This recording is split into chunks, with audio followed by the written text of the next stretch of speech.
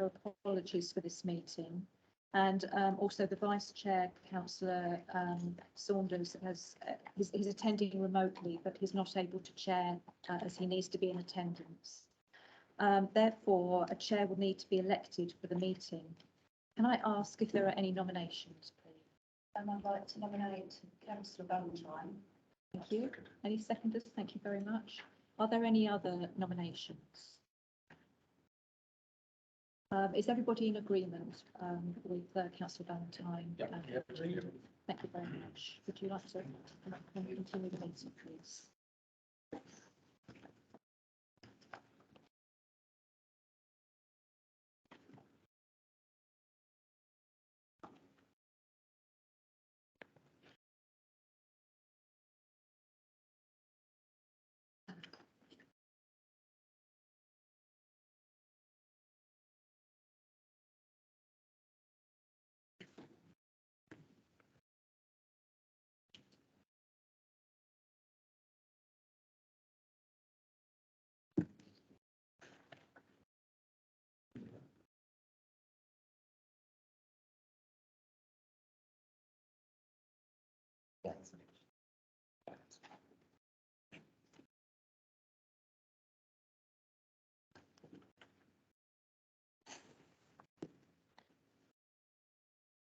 Okay, well, can I just start by asking any members or officers in physical attendance with an electronic device to mute it to avoid any feedback?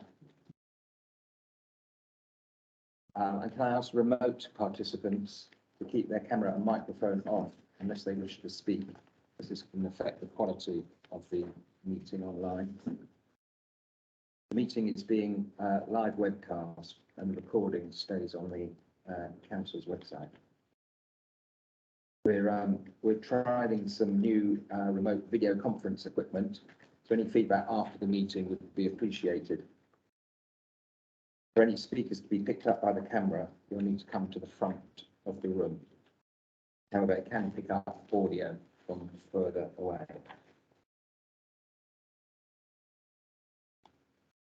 Can I just ask something? If people could speak up, it does make it easier for people listening remotely. That would be appreciated. Thank you. Well, Yes. We can't Yes. hear you or Councillor Valentine. Okay, Okay. we'll both speak up. Thank you.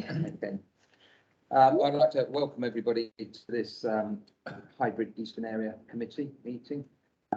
It's nice to have a physical meeting actually within the Eastern Area at last, and with remote attendance too. And it's good to see there's a good number of members of the public in attendance. I wish to advise that the following officers are in attendance. Head of Policy, Governance and Customer Services, David Clifford, who is attending remotely. The Active Travel Coordinator, Adrian Oliver. And from Democratic Services, we have Janet Dart and Billy Attaway, who is attending remotely. We've been asked from previous meetings to do provide a little more introduction to the meetings. So I wonder, perhaps I could just ask the area committee members to introduce themselves. Go this way. I'm Alistair Gould, board member for Bolton and Courtney. I'm Carol Jackson, board member for St Anne's. And I'm Councillor David Simmons, East Downs. Councillor Lloyd Bowen, Tenement Linstead Ward. Councillor Ben Martin, Watling Ward. Councillor Mike Henderson, Priory Ward. Councillor Eddie Thomas, Watling Ward. Councillor Hannah Perkin, Abbey Ward.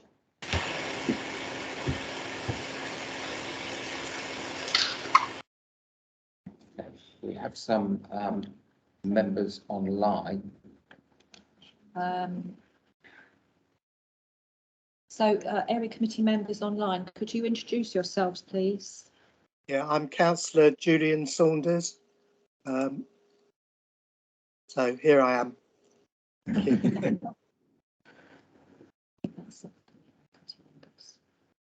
Okay.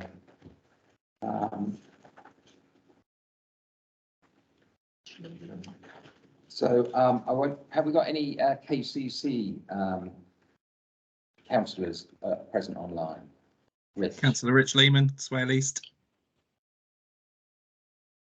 do we have Anthony Hook online? No. Hasn't Okay. been, so- And have we got any? It's just yourself, Chair. Oh, yes, I'm Councillor Tim Valentine, member for Bourton and Courtney. Have we got any representatives of parish or town councils in the room? They're all parish council. I'm sorry, I didn't hear you. I believe they're all parish council. Thank you very much. Any others? Have we got any parish or town councillors online? Good evening, Julian Speed from Linstead with Kingstown Parish Council. Julian? Hello, Alan Stewart from Gravenue and Goodnestone Parish Council. Thank you, Alan.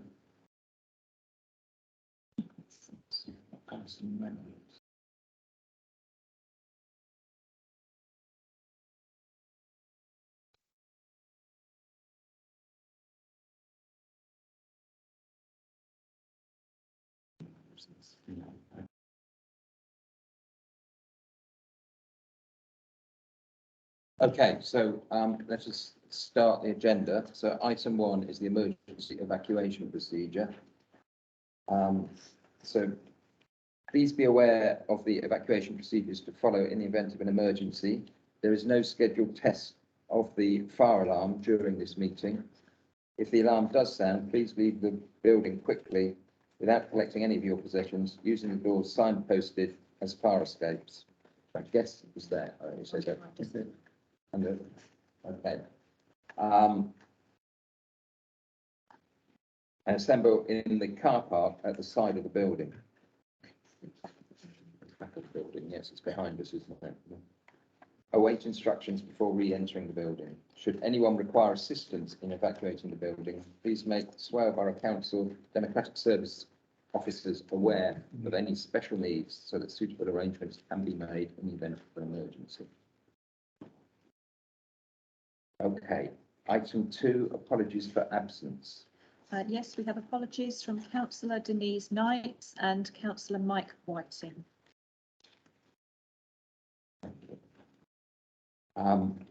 Item 3, declarations of interest. Do any committee members have any disclosable pecuniary or disclosable non-pecuniary interests to declare?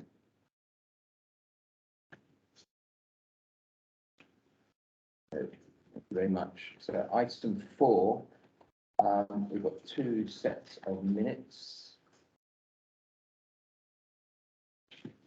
to approve. So first of all, we have the minutes of the meeting held on the 22nd of March 2002. Do you agree that they are an accurate record? And then we have very short minutes of the meeting held on the 18th of May 2002. We content they're a true record. Thank you very much. So item 5 is the matters arising from the minutes. So we have some items there that are in your papers. Item 1 is the bus consultation project. So this was the committee agreed to award £10,000 to undertake a public consultation on the bus services in the area. The cabinet referred it back to the committee because we didn't have the resource to undertake it within the committee, and suggested a parish council might be able to help. And this area committee referred it back to the cabinet, again asking Swale to carry it out. There were 2 options that were selected at the cabinet meeting. Option 2, to seek a suitably qualified temporary student to undertake a placement, and option 4, to contract the work out to a third party. And there's an update there in the papers as to where we are with that, and that's still ongoing. Okay, item 2 were the defibrillators in the eastern area. And you've got attached to your report pack a letter that's been sent to parish and town councils. And parish councils are asked to register defibrillators with 2 databases, one called the Circuit, which is used only by the emergency services, and another one, the National Defibrillator Database, which is public registry. So that's more useful for planning, looking for where there are gaps in provision of defibrillators, and so on. Can I just ask on that, what was just writing to Shepherd Neame, what's the purpose for that? Presumably, it's so that Shepherd Neame can provide defibrillators in their properties. They've got DV. It's that they do have them, and it's just to ensure that they are keeping them maintained and that they registered them with the databases. But it's just a reminder to so that we know where all of them are in the spare. Why didn't you single out Shepherd Neame? If there's others that you would suggest that we contact, we can by all means write letters to them as well. So we'd be grateful if you've got ideas of other organisations to contact.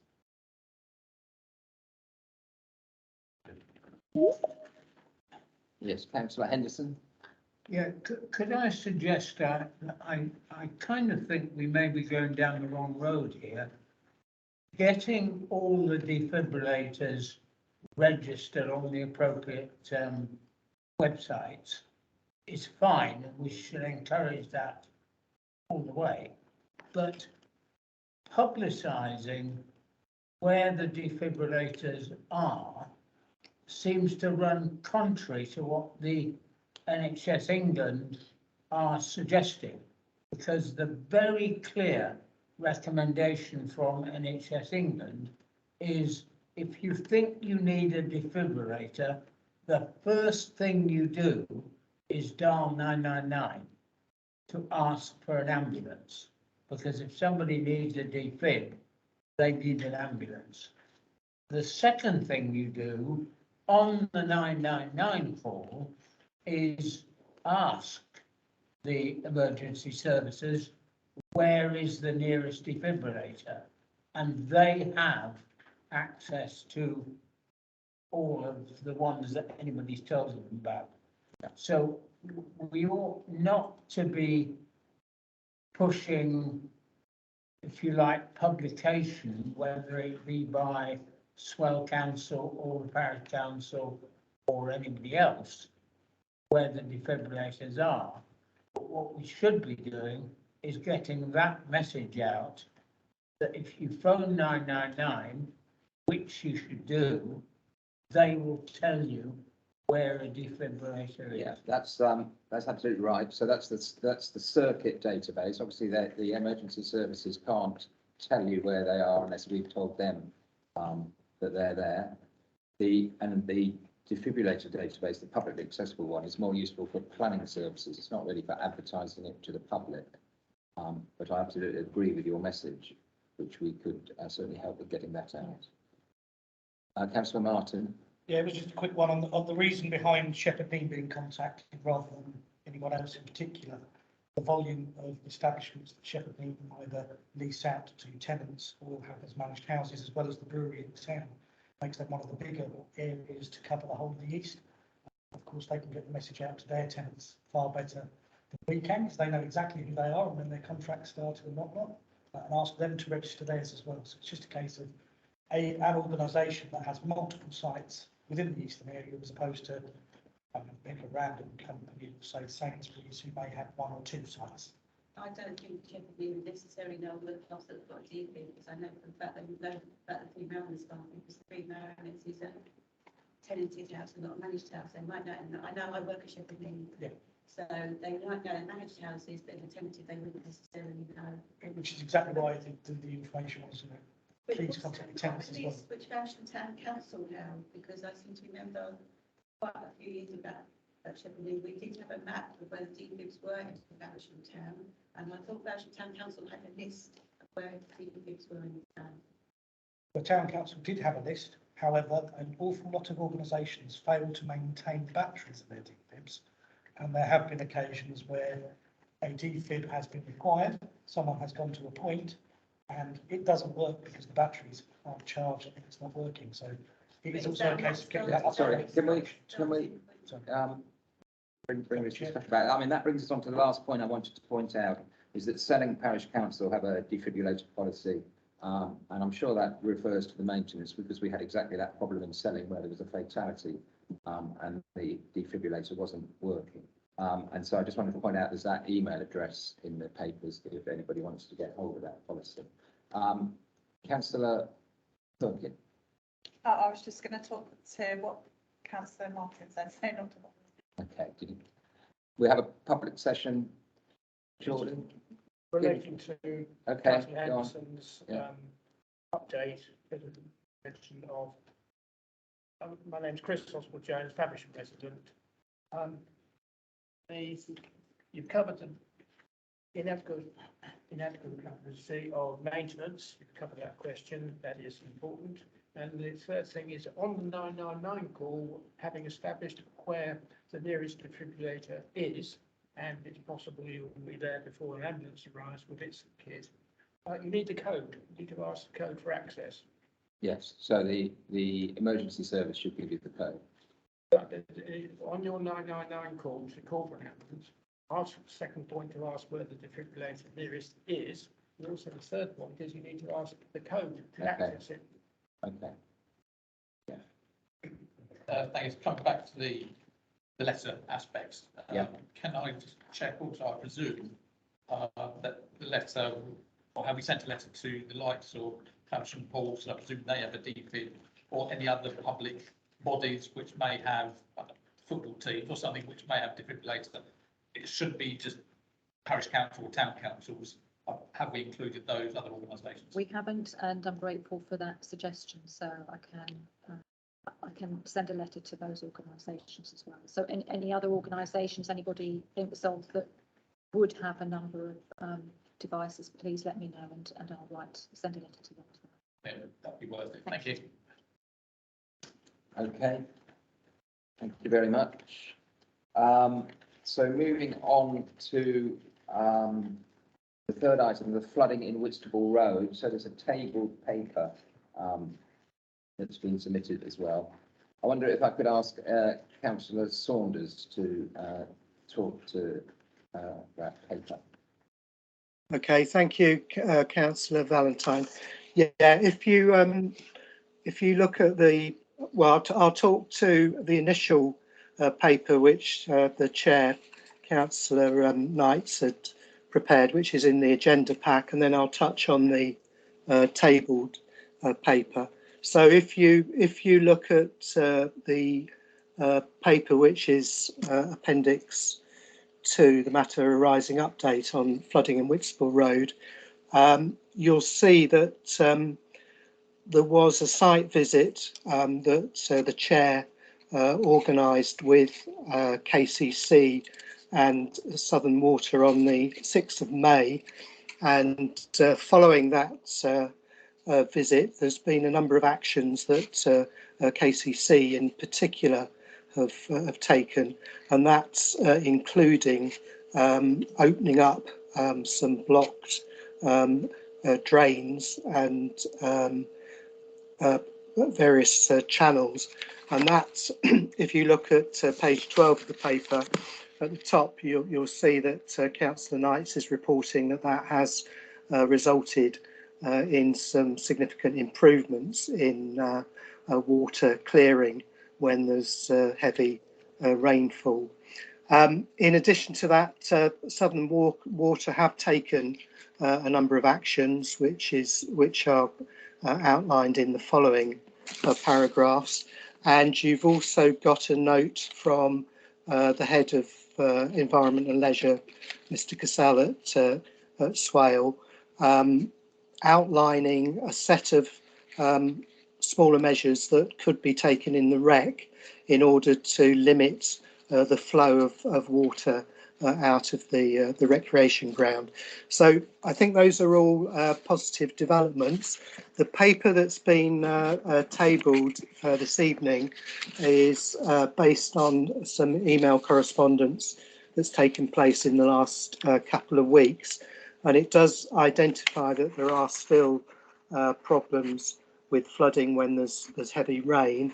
And Councillor Knight's suggestion is that this looks as though it's particularly related to work that Southern Water need to do.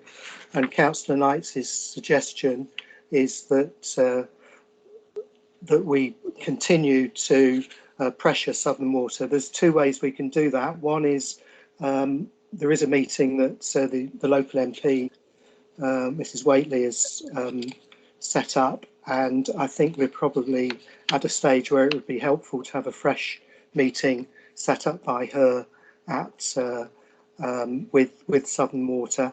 And as you'll see in the notes, in that note, I did say to Councillor Knights that I'd be happy in my role as chair of the Environment Committee to also write to Southern Water separately to ask that they continue to take action.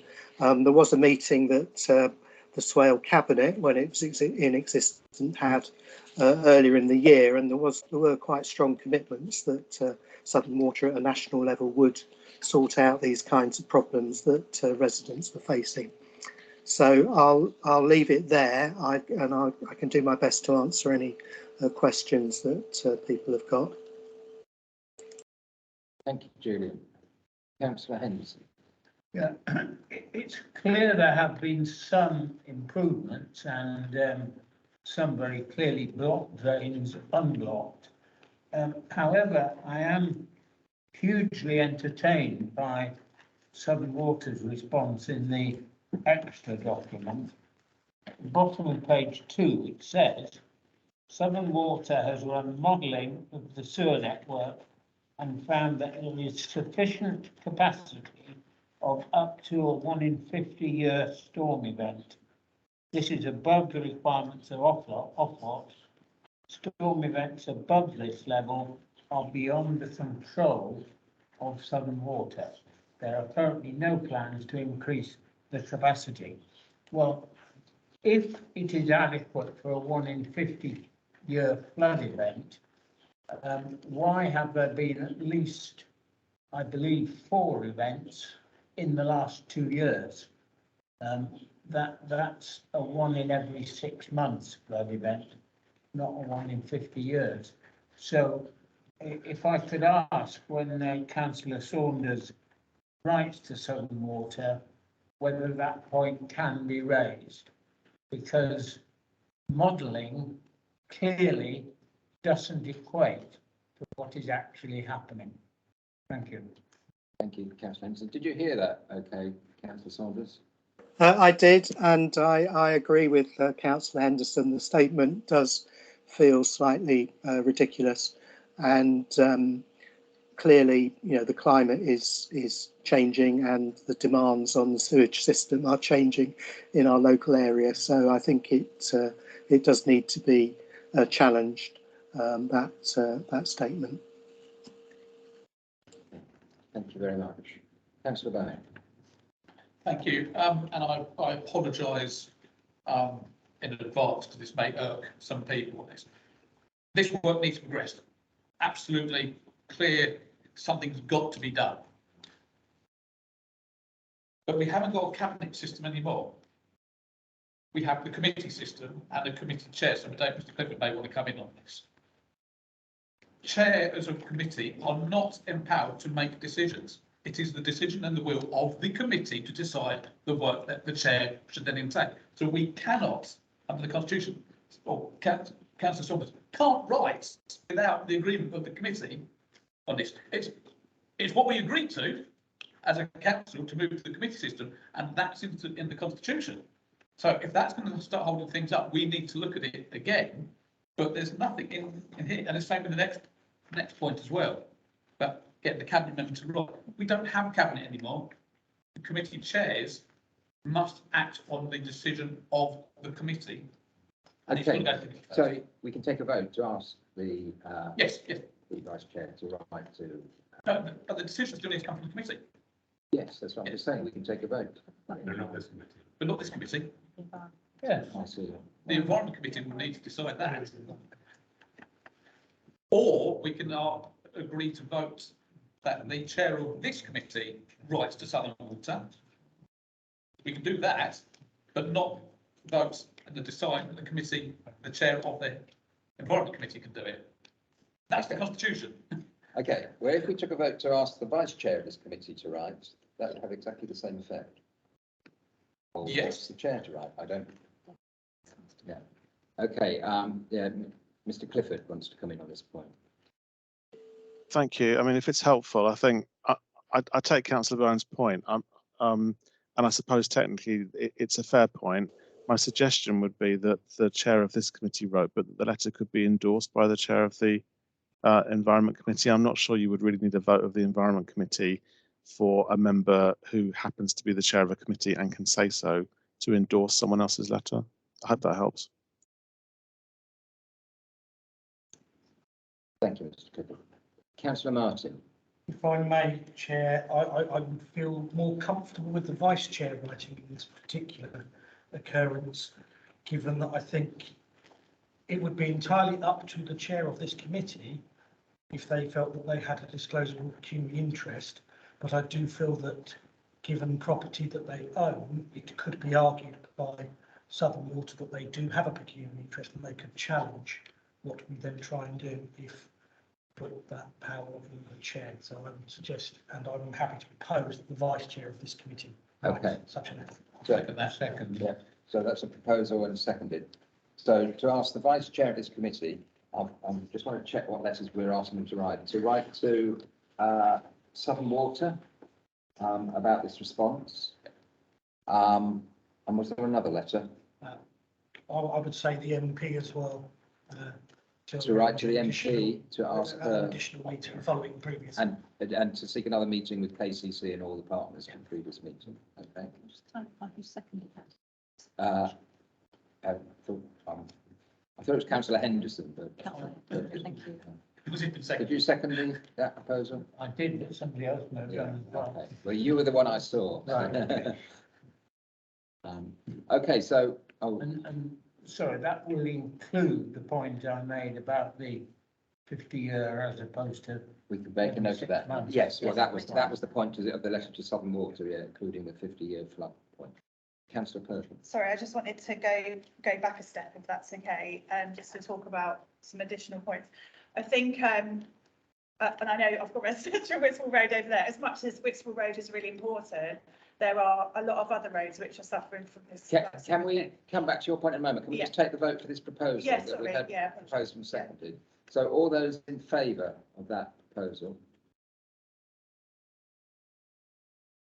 Okay, that's carried then. So Councillor Perkins. Yeah, not to dilute what's happening with Whitstable Road at all, because it's really important.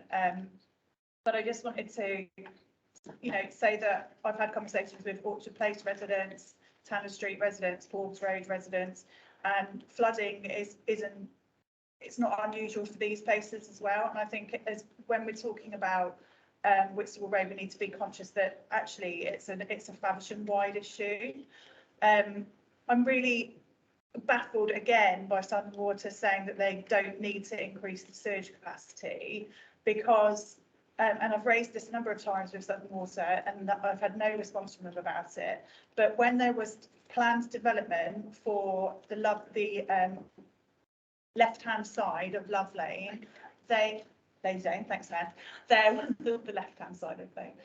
There was written statement from Southern Water saying that for that development to be permitted, they would need to increase the capacity of the sewage system in Faversham for them to be occupied. Halfway through that development, that disappeared, and it was not ever really explained to me why that particular that particular clause was taken out. But with the increased amount of housing that has been built over the last couple of years, how suddenly we still don't need any kind of capacity increase to Faversham sewage it's beyond me, if I'm honest. If they said 3 years ago that we needed to do it. So I think if there is to be a meeting, that should be raised because it's an important issue. I guess my third point really is that Whitstable Road is within my ward and I'm not being updated on what is happening with this particular situation, and I'd really appreciate it if that could happen because it's helpful for me as a ward member to understand the situation. Thank you. Okay, so we can make a note to keep the ward members updated. And the point on the capacity, we could add that to the letter we've just agreed to send. Would people be amenable to doing that? And do we really need another vote? Okay, thank you. Councillor Henderson.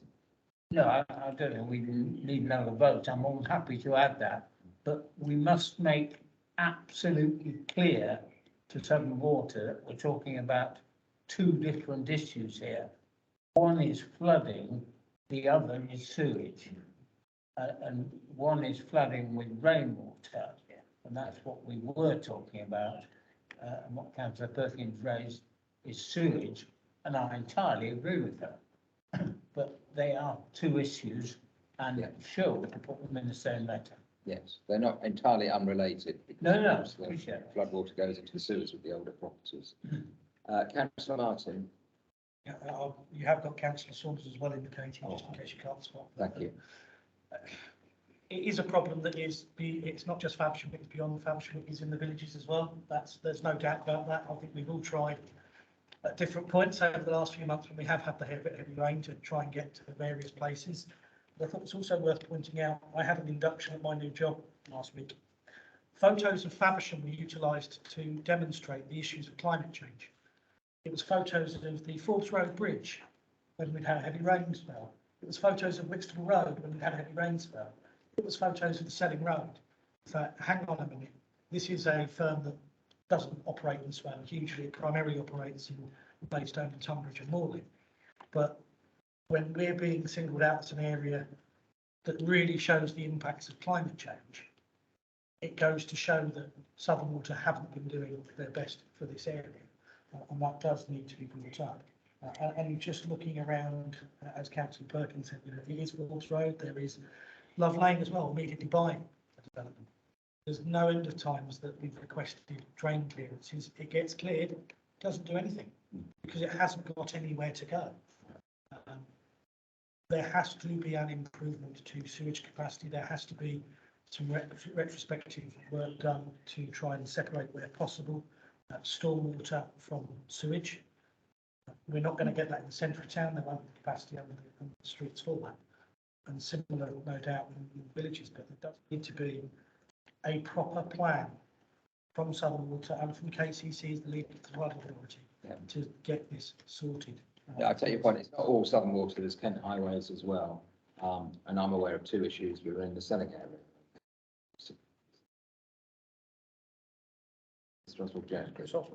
I'm just picking up on the point that Councillor Perkins made about being the local Abbey ward in respect.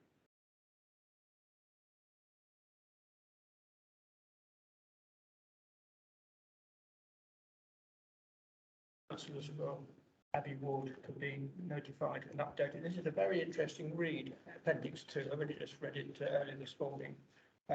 Further updates to follow.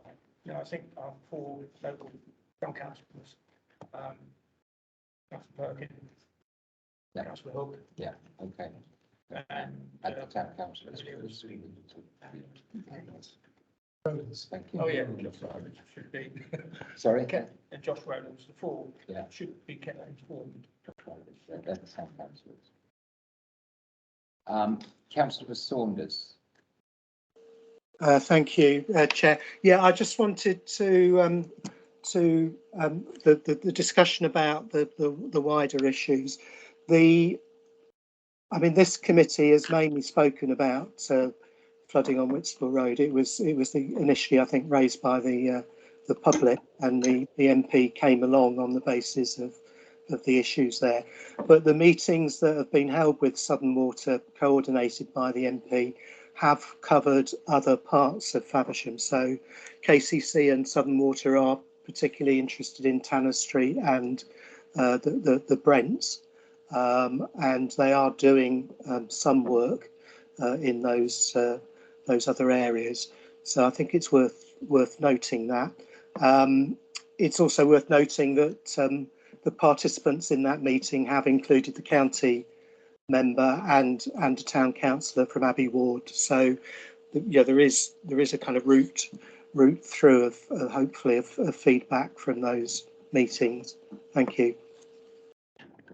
Thank you, Councillor Sanders. Oh, Councillor Bowen. Thank you. Following up on Councillor Martin's suggestion, regarding what I said earlier about the letter, sort of that, I think it would also be worthwhile. We are keeping an eye on this particular area, and so we should.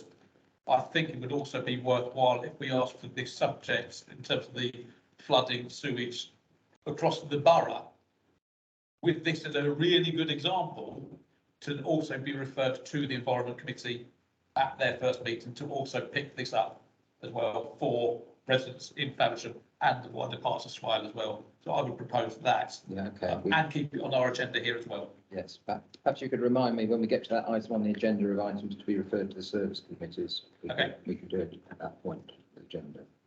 Okay, we've got one more item from the minutes, matters arising, is the KCC education matters.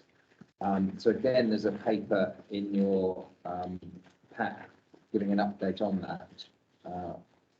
One from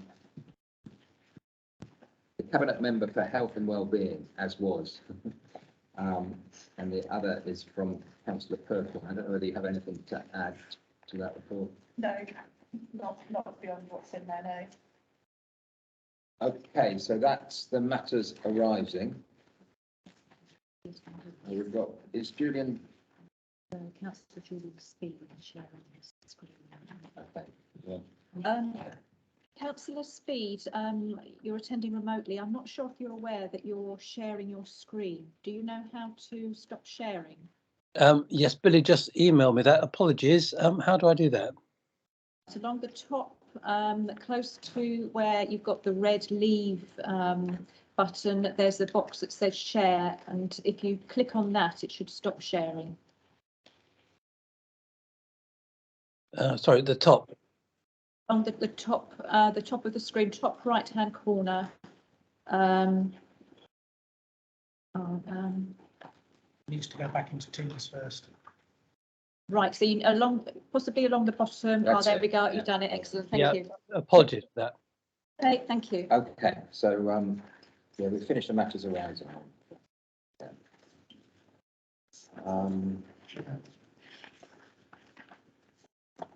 Sorry. We have to go, but could I just say thank you for still flying the flag for the party, because it's beginning a nightmare, as you can appreciate. So thank you all of you for being involved in trying to take it forward. Thank you, we appreciate that. We have to go, but thank you. Thanks for coming.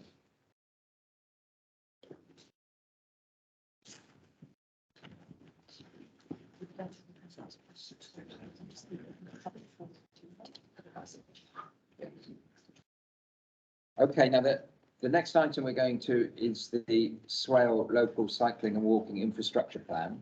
But before we do that, the item after that will be the public forum. So if there's anybody who's attending remotely as a member of the public and would like to speak in that forum, it'd be helpful if you could put a message in the IM during this item, this upcoming item. So we know of speakers who want to speak when we get to the forum. Just save us a little bit of time. But for item 6, I want to hand over to Adrian Oliver, who's the Active Travel Coordinator at Swale Borough Council. Thank you, Chair. Good evening, everybody. Thank you for letting me come along this evening and talk to you about active travel.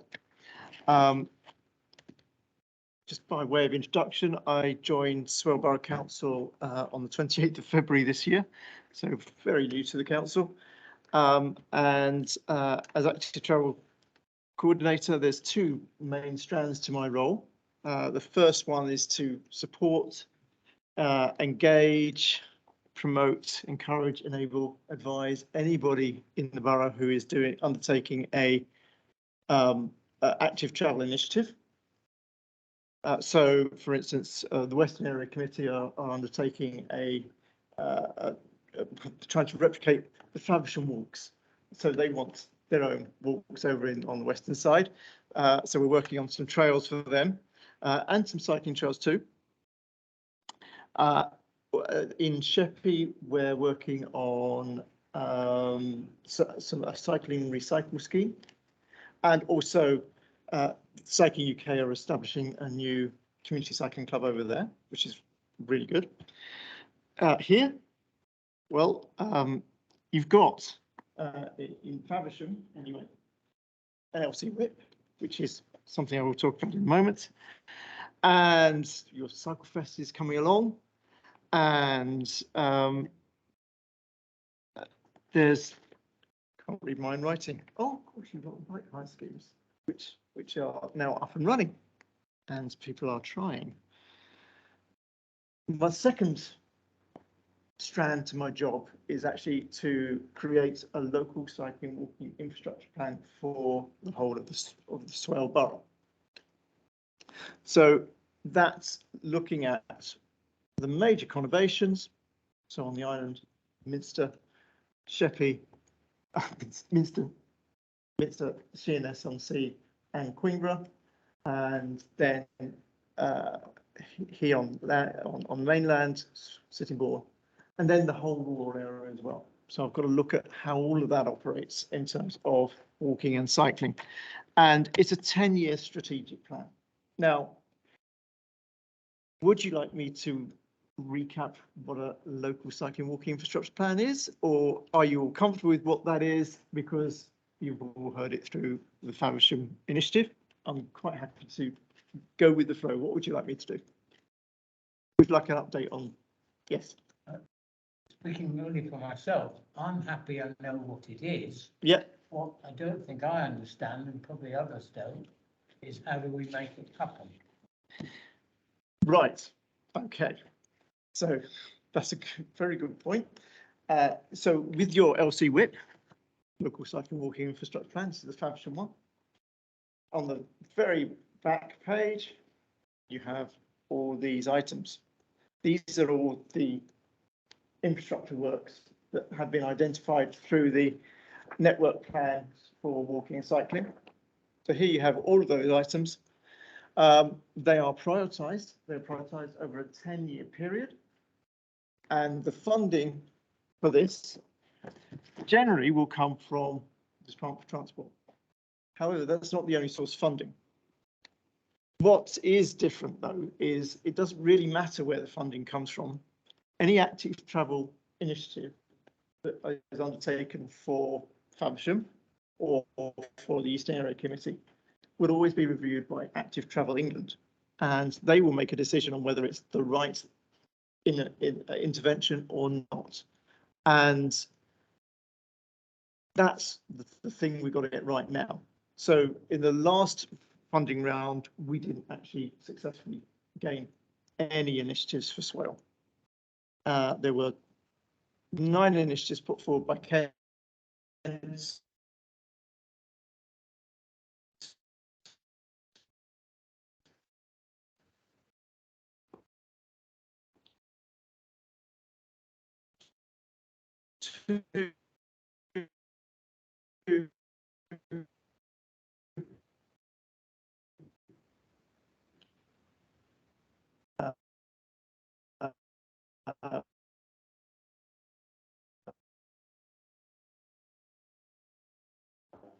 Were agreed by Active Travel England or Transport at that point.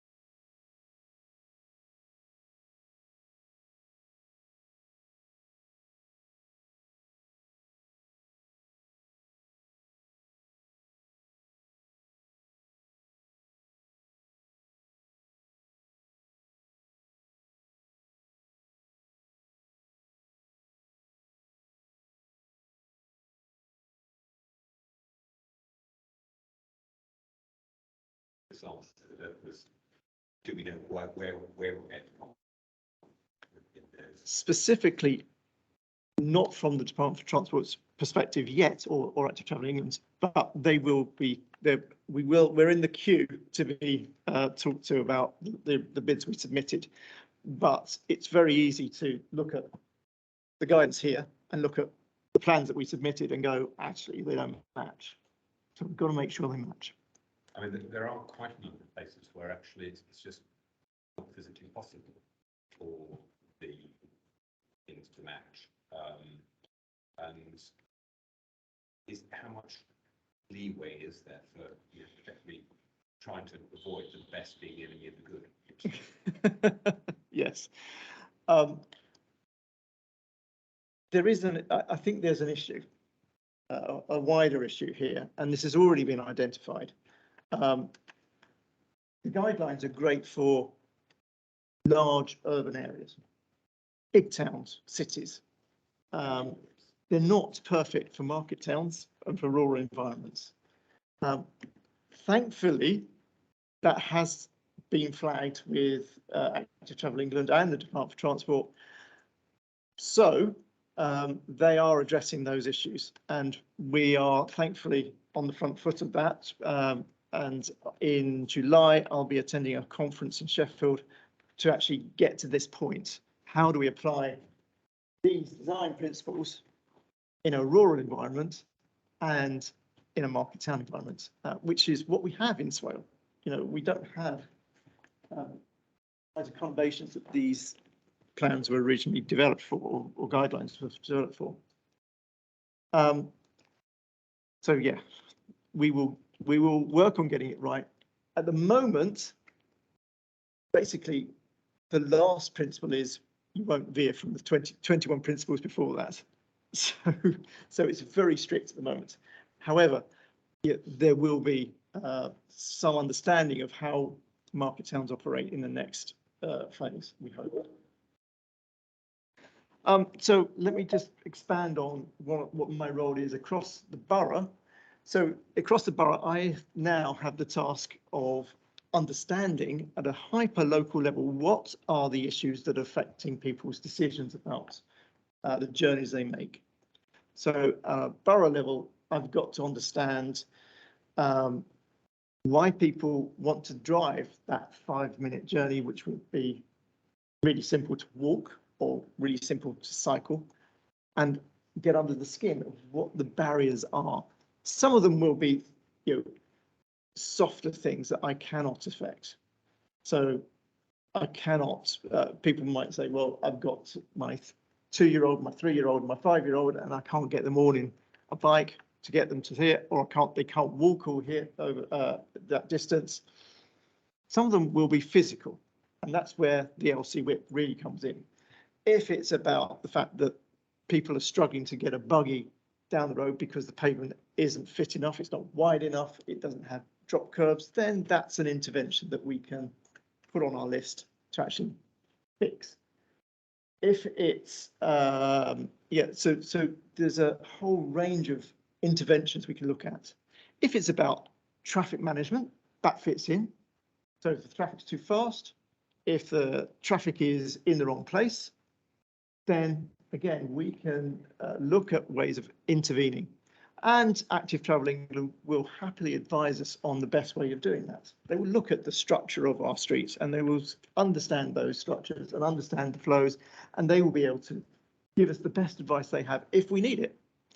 The good thing about what's happening in Kent at the moment is that we have a new active travel interventions team being pulled together. And for the first time, we will have engineers who really understand active travel and have actually read the LTM 120, which is these principles. They're not just using, we will move away from using our engineers who don't have that experience. And that is such a benefit for the county as a whole, but absolutely brilliant for Swale and for Faversham. And my role will also move on to, well, it is part of my role is supporting the work that the Eastern Area Committee are already doing. So it's supporting Faversham Town Council in terms of the LC whip that's in place now and preparing bids for the next funding process. It's supporting the work that you're already funding for connecting parishes to town, which is sort of encompassing a wider LC whip environment. My role will also include looking at how we connect with the boroughs outside, so going across the borders.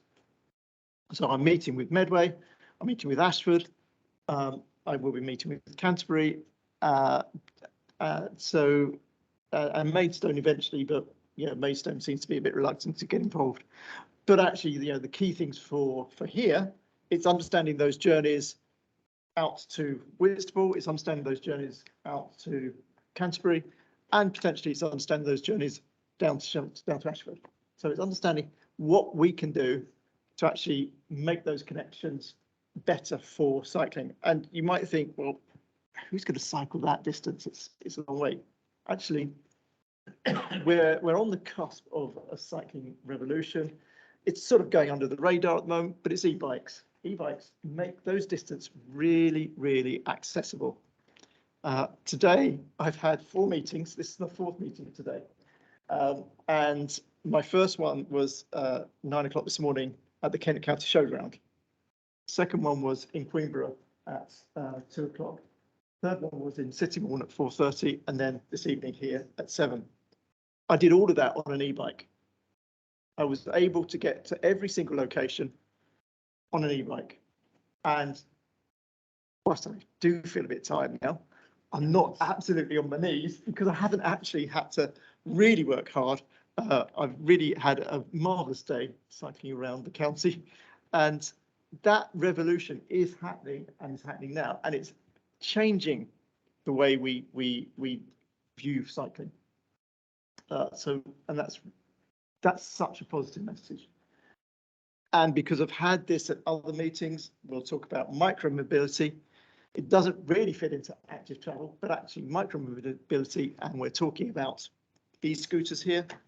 They will be legalised at some point in the next in this Parliament, which means they will have a role of transporting people, and they will suddenly become very popular because they're very cheap, they're very easy for people to learn and to get about on without actually exerting any energy at all. So that is around the corner as well. But that fits into this whole agenda of making the places where we live and work and play far more accessible by walking and cycling and wheeling. And that's my role, and that's why I'm here. And I'm here to listen to your issues. I'm here to listen to the issues, particularly in the villages, because I want to ensure that the villages are as safe as they can be. And I know there are issues across the borough on people feeling they can't walk out their front door and just pop down to the shops. So we need to understand what those issues are and what we can do to make them better. Because if we make them better, we make all our places so much nicer to live in. Thank you very much. That's it. Thank you. Questions. Can I take a question first? Yeah, sure. I wonder where you consider car clubs might sit within active travel. Now, they've recognised cars aren't active travel. Yeah. But by freeing people from maybe having to pay all those costs of owning a car, yeah, but still have occasional access to the car, allows them to use public transport and walk and cycling more. Okay, I can look at that from a personal perspective. My partner and I, we live in Orr. We don't use the car. My partner walks to her job. I cycle to my job when I need to go in. I work from home.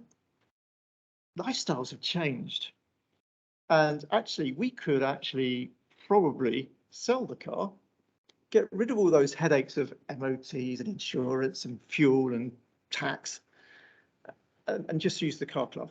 And I think that is how car clubs will develop. I will need a car club if I want to go to IKEA and get anything.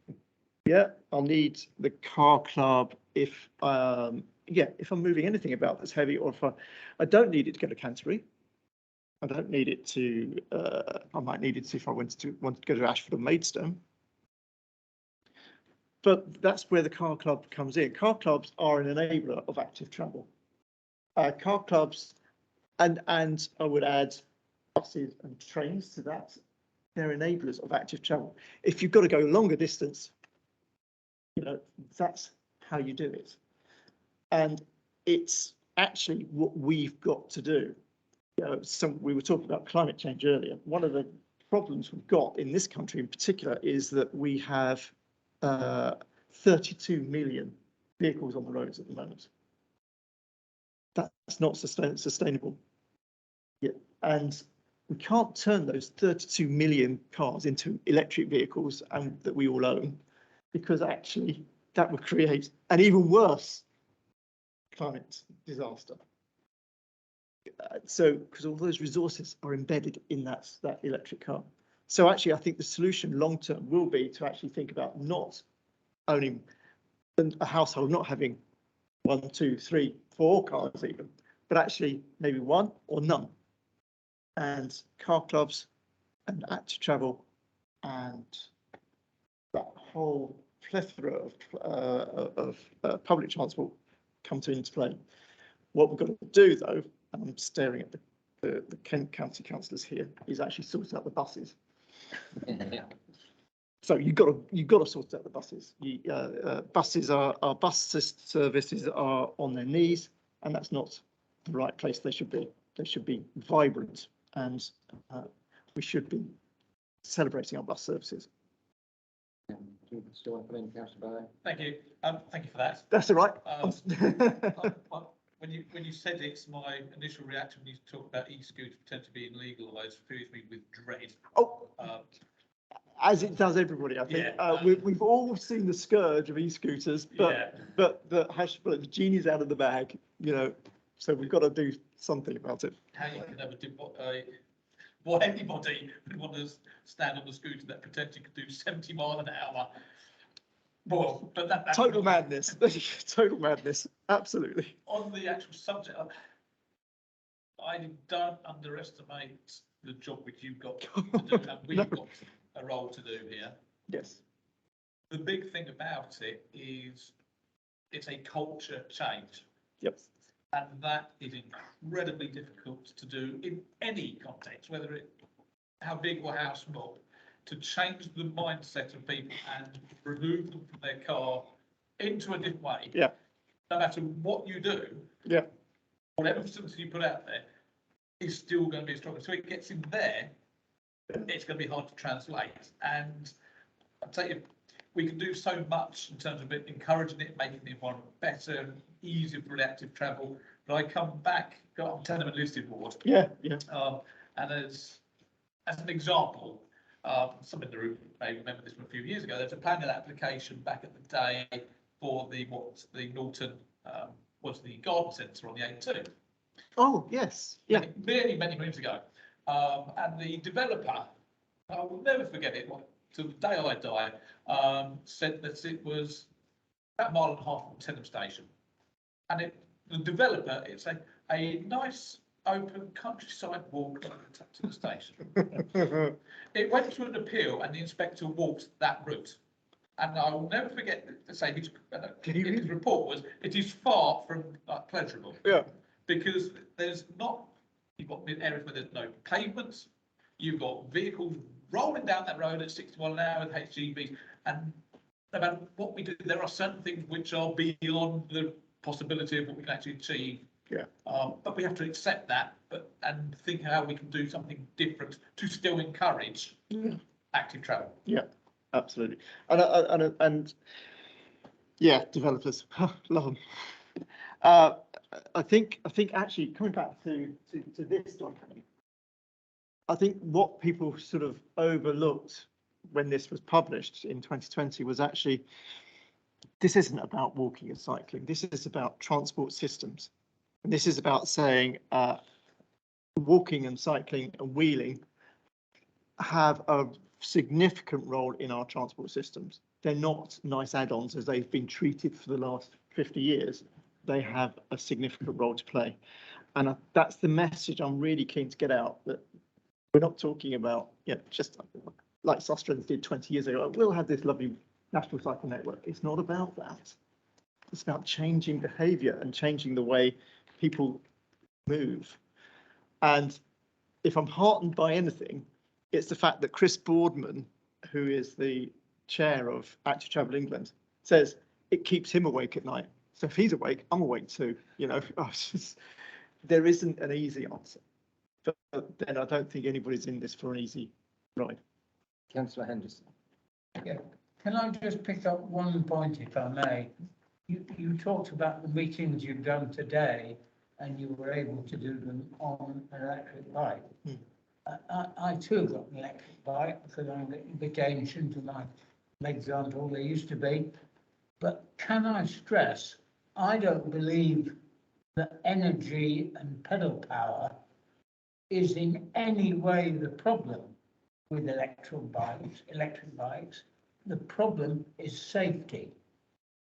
I did one trip from Faversham to a meeting at Swale House and swore I would never do it again. And I chose to go along the lower road, which, as you know, is very narrow in places. Has a few hills, but broadly flat, but narrow and twisty and bending and really not very safe. And can I simply say, I think that's the issue, not the question of how much energy you've got to do it. It is the issue, and I'm not saying that's not the issue. I think what I'm saying is that we've got to build an infrastructure that actually allows those e-bikes to be used safely, because whilst we talk about our towns, I think we've got to talk about connections between the conurbations as well. And so that's why I'm talking about connections to Canterbury and Whitstable on this side. We've got it across the borough, so it's connections from Faversham into Sittingbourne, then Sittingbourne to Newington, and Newington to Medway Towns. We've got it from Sittingbourne up into the island. None of it is great. None of it is great. And that's what we've got to do. That's what the borough-wide LC Whip has got to address. And it's not going to be simple. And we've got to be really quite smart about the solutions, particularly no road. That is my commute to work. I live in Orr. It's 7 miles door to door to Swale House. I'm a bit of a lout on my bike. I will give as good as I get, and I would. I'm sure some people think I have Tourette's because I often end up shouting at people, slow down on the road, because they drive too fast and it's not appropriate. And I think lower road, the solution will be about traffic management, and basically, and highways are going to hate me for this. I think we're going to have to direct the traffic onto the A2, and we've got to work on the A2 as well, because we have it basically is the focus for our air quality management areas as well. So it's not an easy solution. Sorry, but I don't know who is first. I was just going to say, I mean, I was brought up in the countryside, and we thought to Faversham. Yeah. To this day, I walk from Lower Road into the town, and I can probably get there quicker than my car can. I've given up driving now because there's so much quicker. And people seem to look down on you when you catch a train from Faversham to Sittingbourne or something. You should get in the car. But I'd much prefer to do that. Yeah. And I just wonder why the pavements are maintained better. I mean, just taking the ones, I used to take my son from St John's Road and walk to something to do when he was very small. And I used to go up all the footpaths, home store, up down that way, but they're not maintained well enough. No. I see cyclists rather use the footpaths in Faversham, which is dangerous for pedestrians, but they won't mount the pavements right in the countryside when there's nobody walking. Yeah. So several issues there. Firstly, public rights of way. Again, I'm looking at our county members. We've got to fund public rights of way. Online, okay, online, sorry. Just to point out, he did say that he's trying on your issue of buses. He's put in the message that he's trying. Oh, right, okay. So, yeah, we've got to somehow find the money to fund the better the public rights of way team. They need more resources to maintain the network paths. We are incredibly fortunate in Kent to have such an intricate network of paths. It's really great. You go to other places around the country and you've got nothing like this. It's a real jewel in the crown, and we must really do what we can to not just protect them, but also look after them and promote them. And they are, as you say, they are great routes to get to places. And people, I think you're right, people have got out of the habit of walking. And walking is the most accessible form of active travel. You know, everybody can do it. And everybody can do it from their front door. So they haven't got to go anywhere. And I think we've really got to work hard on changing that mindset, say, actually, you don't have to get in the car today, you can walk. Okay, can we take Councillor Thomas, you've got a question? And then Councillor Gould. I noticed earlier on, you were mentioning about trying to get more people walking, and the obstacles to that could be that crossing the road isn't easy. Yeah. I wanted to bring up or ask you your opinion and how we can lobby better for more implied zebras at Manchester and Shire at the moment. Yes. And you just mentioned earlier about the issues where that document isn't very good for non-urban areas, market towns, or anywhere where there are busy roads. In my opinion, implied zebra crossing is important. Whatever weight you've got with the boss of, what you call it, Active Travel England, please encourage them to pick up on this Manchester trial, because I think implied zebras are going to be the answer to a lot of our problems. And I plan to be lobbying Kent County Council for implied zebras at the earliest opportunity. Yeah. Well, the good news on that is that Chris Boardman came from Manchester. Right. He was the cycling commissioner in Manchester, and his team came up with implied zebra crossings. And boy, is he pursuing that. He's taken on a real challenge because it's actually challenging the Department for Transport to actually change a lot of their thinking. And a lot of that is already underway. It's amazing how. Adrian, I think, could you just explain what an implied zebra is? Thank you. Yeah, I don't know. Is that the question? Sorry. It is a zebra crossing, but it's actually at the mouth of a junction. So it's across the front of a minor road. It's basically the ones you see on the continent, David. Sorry? They're the ones you see on the continent. Yeah. It's that basically, and the ones you see in supermarket car parks. Take away the. So it's more or less taking what's known as the desired route when people are walking. Yes. When they walk down the Mall, they don't want to go around the corner they want to go straight across on the corner there where Forbes Road meets the Mall. Yeah. And don't then have to have the Bolshevik.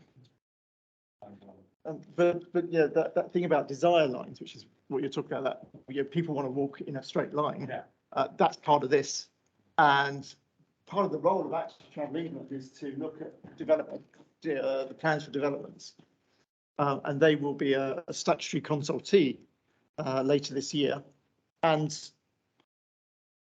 those sort of what we've had over the last few years with these big bell mouth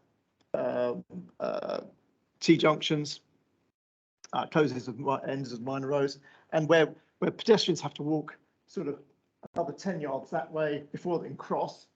That's out. That should never happen, will never happen, will in future. However, we've got about 1 million of them to actually rectify and retrofit at the moment, and that's a problem. Okay, can we take the question from Alistair Gould?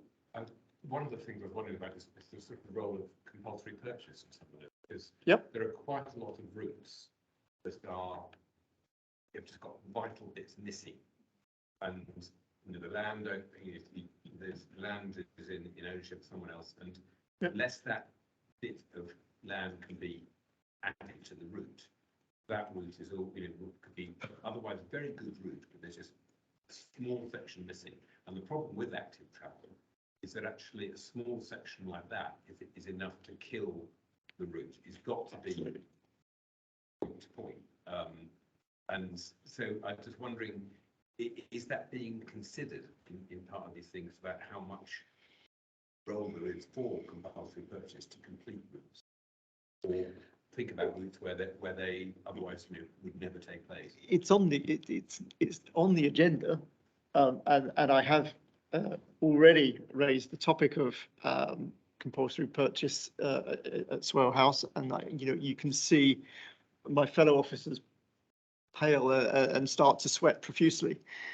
It's a tricky thing, but actually, yes, it is definitely on the agenda, because if we are going to do this properly, and we really must, we're going to do this properly, compulsory purchase has to be on the agenda, because if people aren't going to play ball, then we'll have to look at that. And that is allowable. That is something that's within the remit of active travel generally. Which is a last resort, though, it really is. But you talk about those little things. I'm generally talking about little things that can make a tremendous difference. And you're talking about flooding earlier. Nobody mentions the back entrance to Morrison's. That floods more than Flood Lane, and that needs drains, and it's god awful. It really does get in the way of people thinking, I can just walk to Morrison's. We've got hundreds of households in Davington that could simply walk there, but they probably won't, because they don't want to get their feet wet. And who can blame them? Let's be honest. So, and actually there is a simple solution to that one, but you can ask me later. Okay, thank you very much, Adrian. That's all right.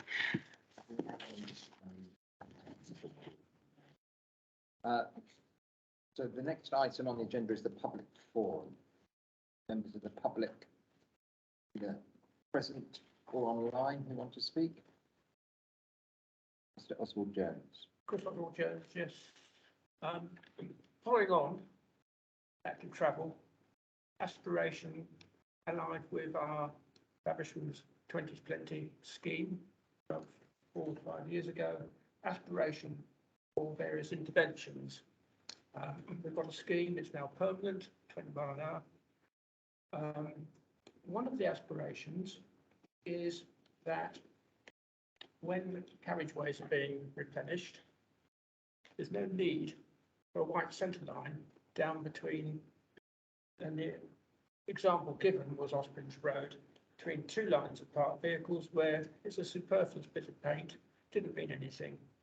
Now, I'll raise the question again, and I'm heartened to hear that KCC, I gather, have a new active travel think tank, putting it. Take this on board, because Councillor Thomas has already, over a year ago, we had Conduit Street, Key Lane, resurfaced.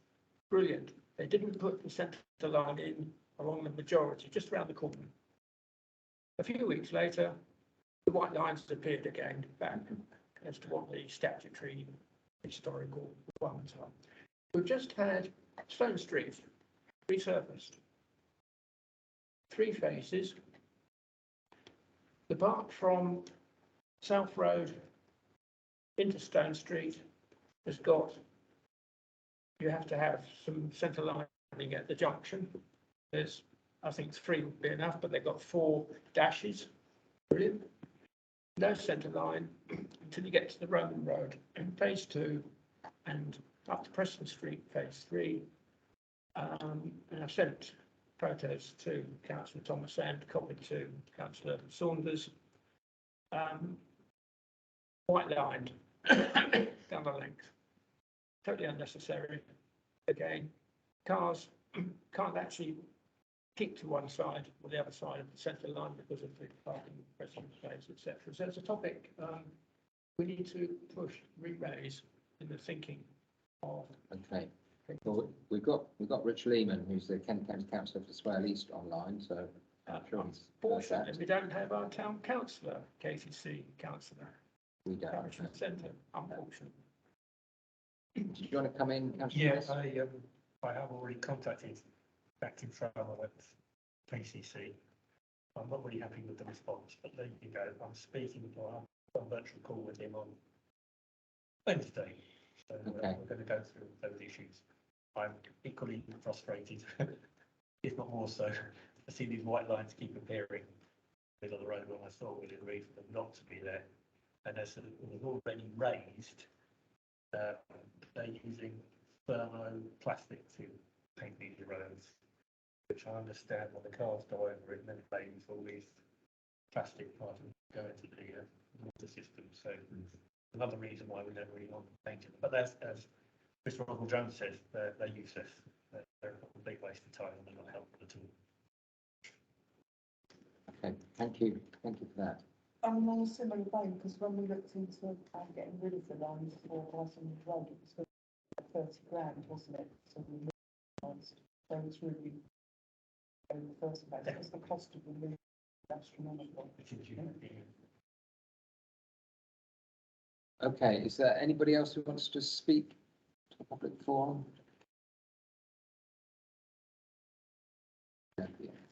Okay, I think that's everybody. Thank you. We've got item 8, local issues to be raised. Yes, so if any committee members or parish councillors have got anything they particularly want to raise, we can do. Yes, it's the litter in town. I have brought this up at the environmental committee in Faversham, and it's been looked at vaguely. As I understand it from Swale, it's not the cost of the bins, it's the cost of emptying them. And there's an awful lot of rubbish and a voluntary litter pickers there. Myself, again, in the morning, we're doing this. And the general complaint is we do not have enough bins. And I'm just wondering what we can do to rectify this. So where is this? Well, the lady who did complain, who we did invite to come here tonight, but she hasn't. It is over Bising Wood, and it's over on Wildfish Road in particular, which is my ward, where I shall be litter picking tomorrow. Councillor Reynolds, who's online, she said that it's the same on her ward as well, where she would like to see more litter bins. And it's a case of the litter pickers, they're having to carry the rubbish down either to the town or get a van to pick them up. And I did suggest maybe that our local, I will call him the caretaker, the facilities manager, perhaps our van could take them down, but that wasn't a good idea, waste of his time, I was told. And so I'm wondering what Swale can do. Thank you. Councillor Bowen, do you want to come in on this issue? It's actually connected to that, so appreciate you raising it. It's also not just new bins. There are cases with one in Tenton Listed Board where there used to be a bin, disappears, and never come back. But nobody seems to know what happened to it, where it's gone. There was no consultation. It wasn't stolen. It just went. Councillor Thomas. I was just going to suggest that we refer this matter to the Environment Committee as well. Yeah. Things we actually refer on. Yeah. Yeah. So about the number of bins. There's one point I'd like to add is that it's not necessarily right to assume that putting a bin in a place reduces the amount of litter. There was one on the corner of Selling Road and Brenley Road, and I used to regularly report it because it was overflowing. And you could see someone was dumping their rubbish in black bags in this bin. Yeah. The Swale have removed it, it's disappeared, and the problem has gone away completely. There is no litter at that junction now. So sometimes having a bin, you can send the message, you don't need to take your rubbish home. I totally agree with you. Yeah. So that's just one word of caution I wanted to add. Councillor Henderson. Yeah, just to pick up as various people have, I have one which I reported in my ward, two which I reported in my ward. One at the entrance to Love Lane around the back from Morrison's, as was picked up earlier, and one near the takeaway in Upper Brent. And exactly as somebody said, they both disappeared haven't come back, have been reported, no action, no report back. Okay, so, And I think picking that up at the Environment Committee would be a okay, so we're going to idea. report this to the Environment Committee. Mr. Oswald Jones. I can see the logic from the bin project people at Swale. They remove the bin, they don't have a problem emptying it. Bins can be positioned, I understand, within a certain distance of the roadway, so they can be emptied without. I had asked for bins to be provided in certain locations, and the answer given to me, each one was, we don't place bins close to residential areas. Bob Engle Close was one particular, because householders dump their rubbish. Well, that's an illegal act. But quite a few households are not aware of that, taking their own rubbish, domestic rubbish, and putting it. We're talking street litter bins here. Yeah, no, I agree. Councillor Martin. Moving away from rubbish, if I may, for a moment, purely would share with the committee response that was received by the Town Council to a letter to Stagecoach regarding withdrawal of a number of services. As I'm sure everyone's aware, we have now lost the X4 service to Maidstone. We've lost countless services between Babsham and rural areas and Sittingbourne and rural areas. The response from Stagecoach covered 2 pages, but can be best summarised as: we haven't got the drivers, we couldn't train the drivers, the government encouraged the drivers all to become HGV drivers during the pandemic, the government aren't giving us support after October of this year to continue services, we're not getting the customers back that have their freedom passes and their bus passes. There's only 62% of them have returned to bus services. It's more expensive for us to fuel the vehicles now. It's not commercially viable. And the reason that we can't get drivers is we can't get the training courses. We have to pay them too much money. And we can no longer import drivers from the European Union. And the lack of HGV drivers from the European Union also makes it a difficult position. In addition, roadworks on Junction 5 and the continued operation of Brock that keeps closing a single lane at Brendley Corner means that buses were regularly running 90 to 120 minutes behind on their scheduled routes. As such, drivers were getting to the point where they had to take breaks halfway through a route. This is not sustainable. Any pressure that can be given by the councils in the area to follow this up would be most welcome. As you can tell, basically it's passed the buck to central government where possible from the bus provider, but there are some actions there that I think they've got a valid point on, particularly the need to sort out these roadworks and a long-term solution to Brock to stop clogging up the whole of Kent every time the channel catches a cold. Thank you, Chairman. On that point, firstly, it might be helpful if Councillor Martin could provide a copy of the letter to Janet, and she could add it to the minutes. That would be it. It sounds, as you say, a two-page letter. I think it sounds quite an interesting read. Just going back to the litter bins, there was recently an audit of bins, and I'm surprised that bins have been removed without more members being told that they've been removed. I always thought that it was with consultation with more members, but perhaps it isn't. One of the problems is that the litter bins are operated on a performance basis and not a calendar basis. In other words, a litter bin isn't emptied 3 times a week.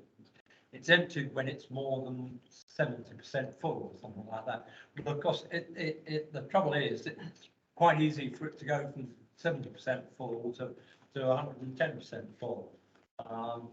And historically also, particularly more in the rural areas, a lot of the bins are the old open top bins, and they are particularly vulnerable to seagulls, pigeons, crows, landing and taking the rubbish out to see what's available. Litter bins are a big problem. I think it would be very sensible for the Environment Committee to look into that. So do you want to speak, Thomas? Oh, no, sorry. Just following on from that, picking up from Councillor Jackson's point about volunteer litter pickers going around,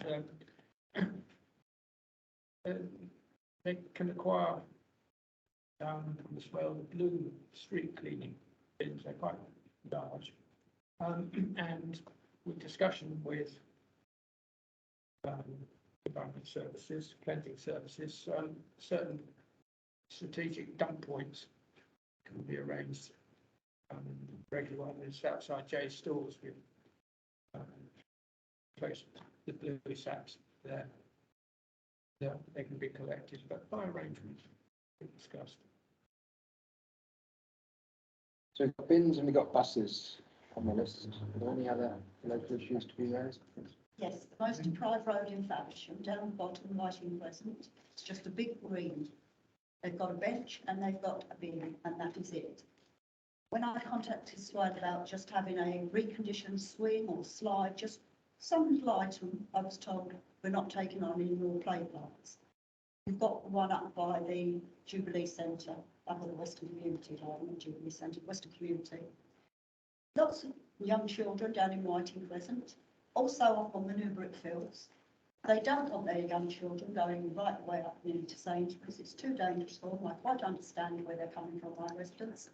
And they are deprived. Why can't they not have one of these reconditioned ones that have been taken out from play parks, City Lawn, maybe even Millfield, that are having all new equipment? We're not asking for new equipment.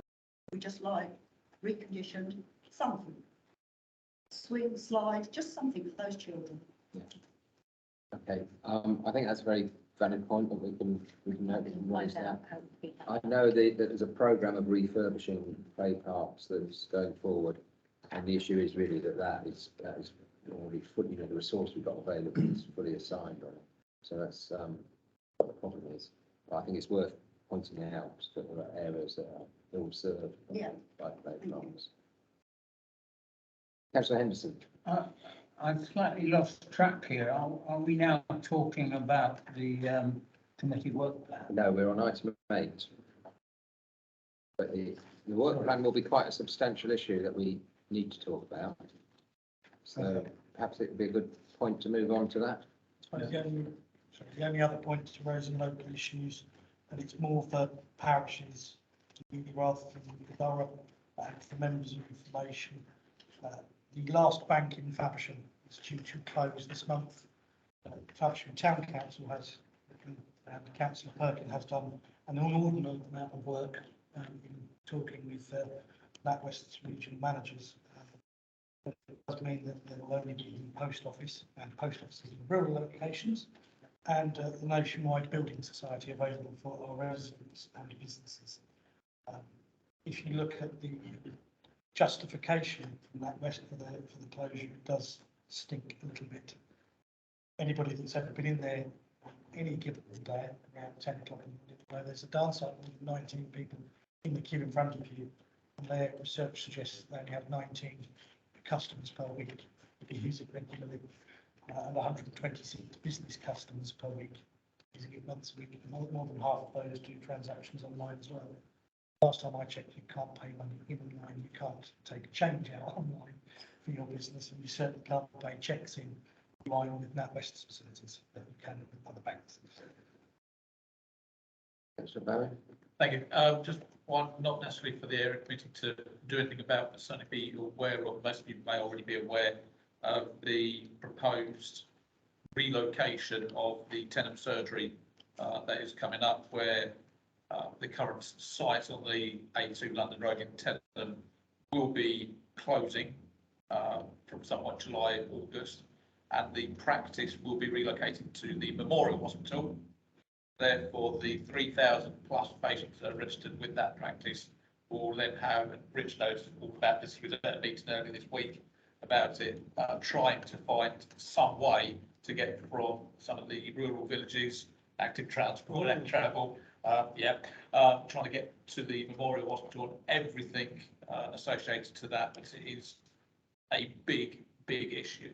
Not only just that one practice in Tenham, but I think there are also other surgeries around the borough which could also be struggling. And where are we going to put all the, it's not us, but where's the CCG and the NHS? We're going to put all these patients if things really do go badly wrong.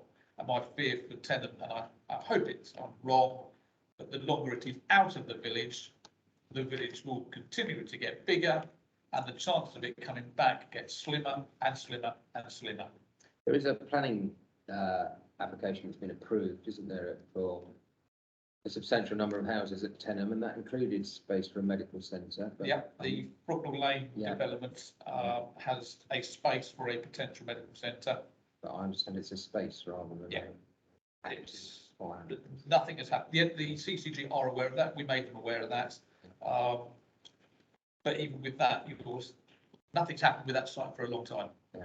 And it's going to be a long time if that is an option for it to occur. Yeah, it's not good. Yeah, no, it's an important issue. Thank you for raising it.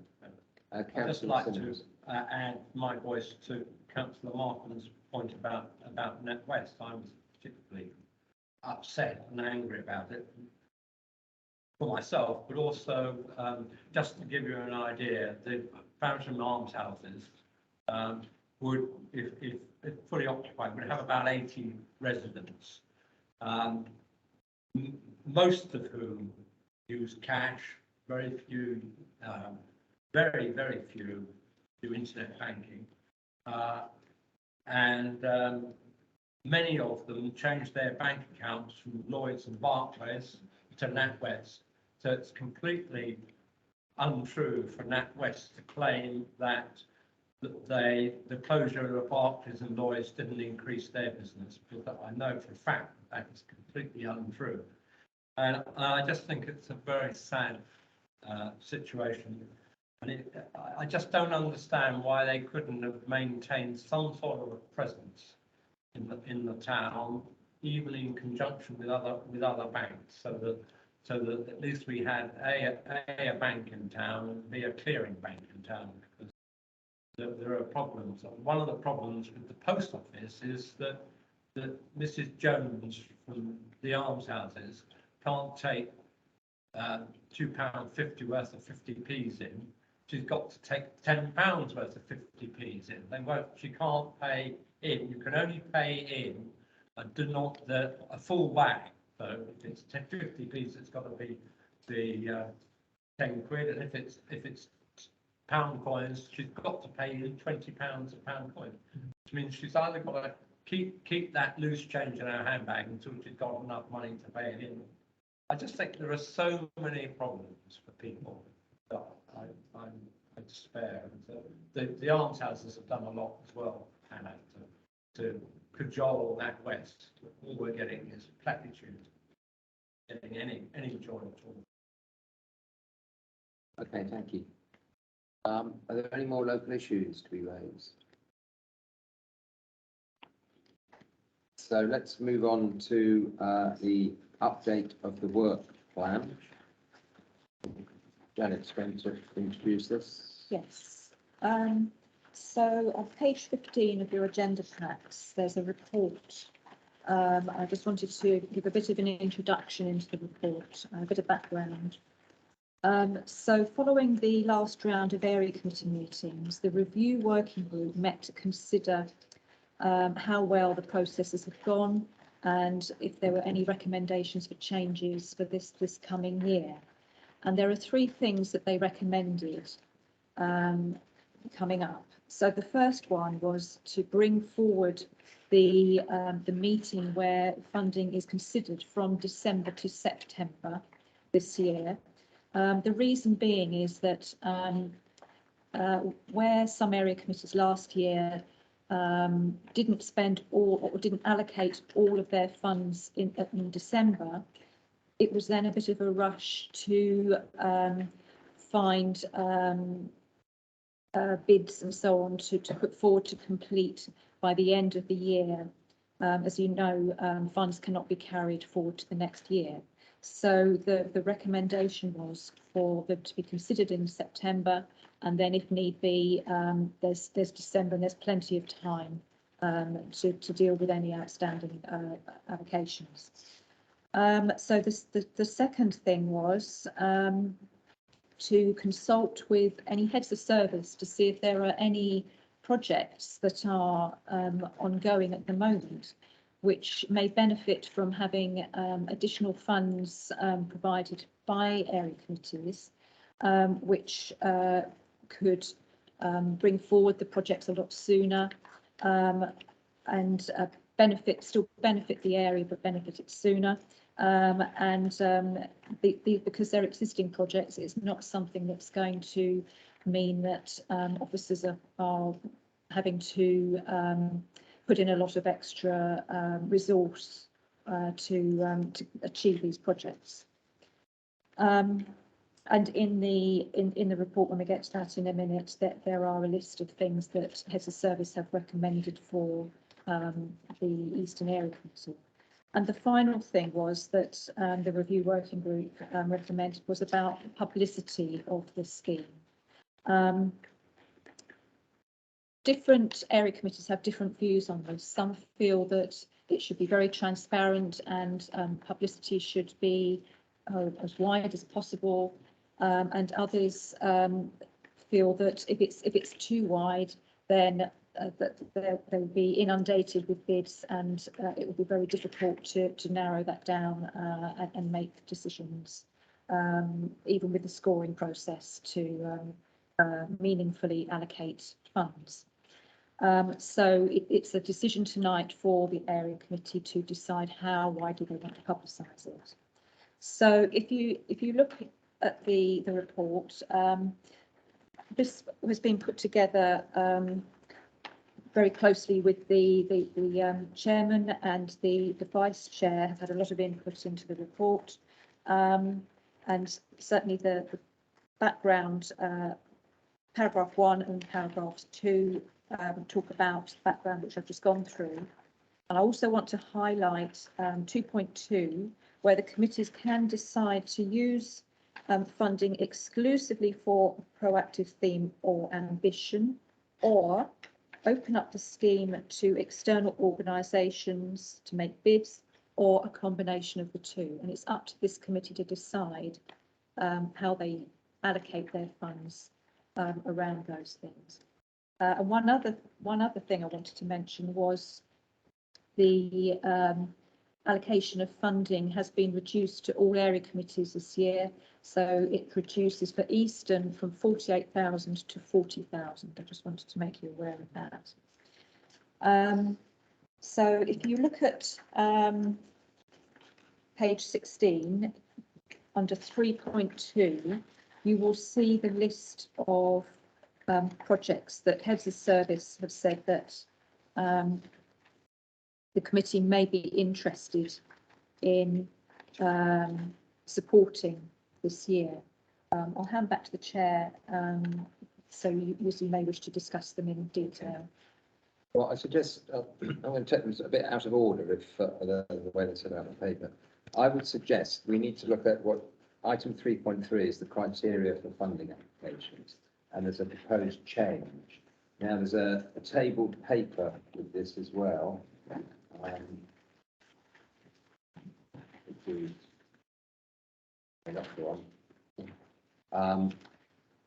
So it gives you more information there of what the criteria was, and what we're proposing to change.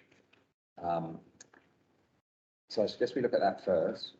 Then if we look at the work plan, decide what projects that have been suggested, if any, that we want to take forward, and whether there are any projects we want to add. Then we could go and discuss whether we want to apply the whole budget to those themes, or whether we want to open it up to outside organisations, and then take the publicity. Seems a logical order for me to do that. So shall we look at the criteria for the funding applications. That's 3.3 on the paper at the bottom of page 16. And the table paper has some further information. Councillor Henderson and Councillor Bowen. Can I perhaps help to push things along here by saying the proposal effectively is to remove this question of a positive impact on transport in the area. Yeah. I think that would be sensible. I think it was confusing last year, and it potentially could have got rid of some of the projects which indeed we did in the end support. So I think that's the right way to go. With regard to where we get the projects from, I would suggest... Can we leave it to that for now? We're taking the items one by one, and first of all, we just want to talk about the criteria rather than the particular projects that are. And we'll come to that in a moment. Well, it was kind of trying to tie in with the criteria, because you raised another two items there. One was, should we allow external proposals for funding, or should we essentially keep it within the committee? And I feel it is pretty widely known that there is a grant scheme, and I think it would be a pity if that was closed to outside organisations. So I was going to suggest that we were prepared to at least. Okay, but that's an issue I want to take separately. Okay. Councillor Bowen. Okay. Just a clarification on the Shannon mentioned about the actual overall budget down. I'm disappointed it's been reduced down to 40,000. Is 40,000 the same budget? Is that the crop?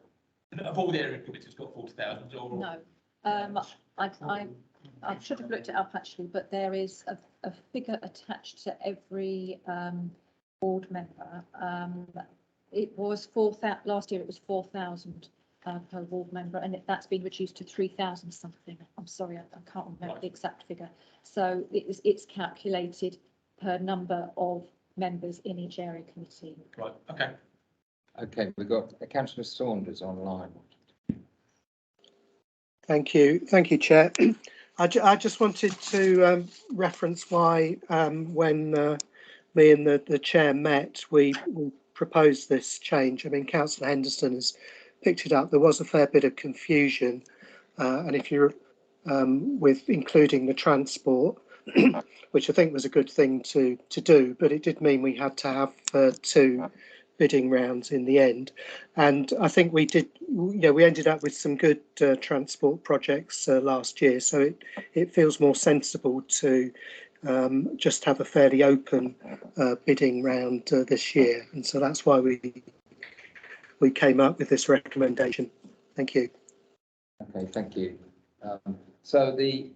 If we made this change, it would then be the criteria would be bids should seek to improve the appearance, environment and facilities of the area. So if you had a transport project, you could still submit it under improving the facilities of the area. Chair, on criteria, we had a situation last year, one particularly fraught meeting, where some bids were from external organisations were deemed to be inadmissible because they were less than £5,000 on. I remember it was a bit vague on that. And it says here that the criteria are being brought forward. So are we led to assume then that there's a minimum quantity of money that people need to bid for? Yeah. Yes, so that was the first year that there was funding, so 2020, 2021, that there was the minimum. That was then removed for last year, 2021, 22. So by rolling it forward, there will not be a minimum. And can I draw your attention to the scoring schemes? That's on the table paper. It says out on the back. On the table, it's mostly clear there.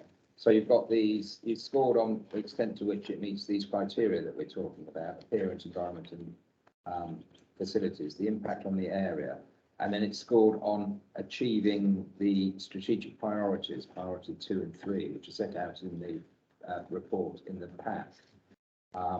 So the point is that bids should be addressing these strategic priorities, which the council has set. So it's a way of using money to accelerate something or achieve something within our area that perhaps might not otherwise happen or wouldn't happen so quickly. It's not a grant scheme like the members' grant scheme for external organisations, which should be used as such. Councillor Gould. I was just wondering about on that bit about the further information. It says that funding cannot be used to support items which should be funded by mainstream public expenditure. Actually, a lot of the time, there are many things that should be funded by mainstream public expenditure, not. And therefore, if we put, in a sense, and they would often fit within those priorities that you just outlined, but the money isn't there to do them.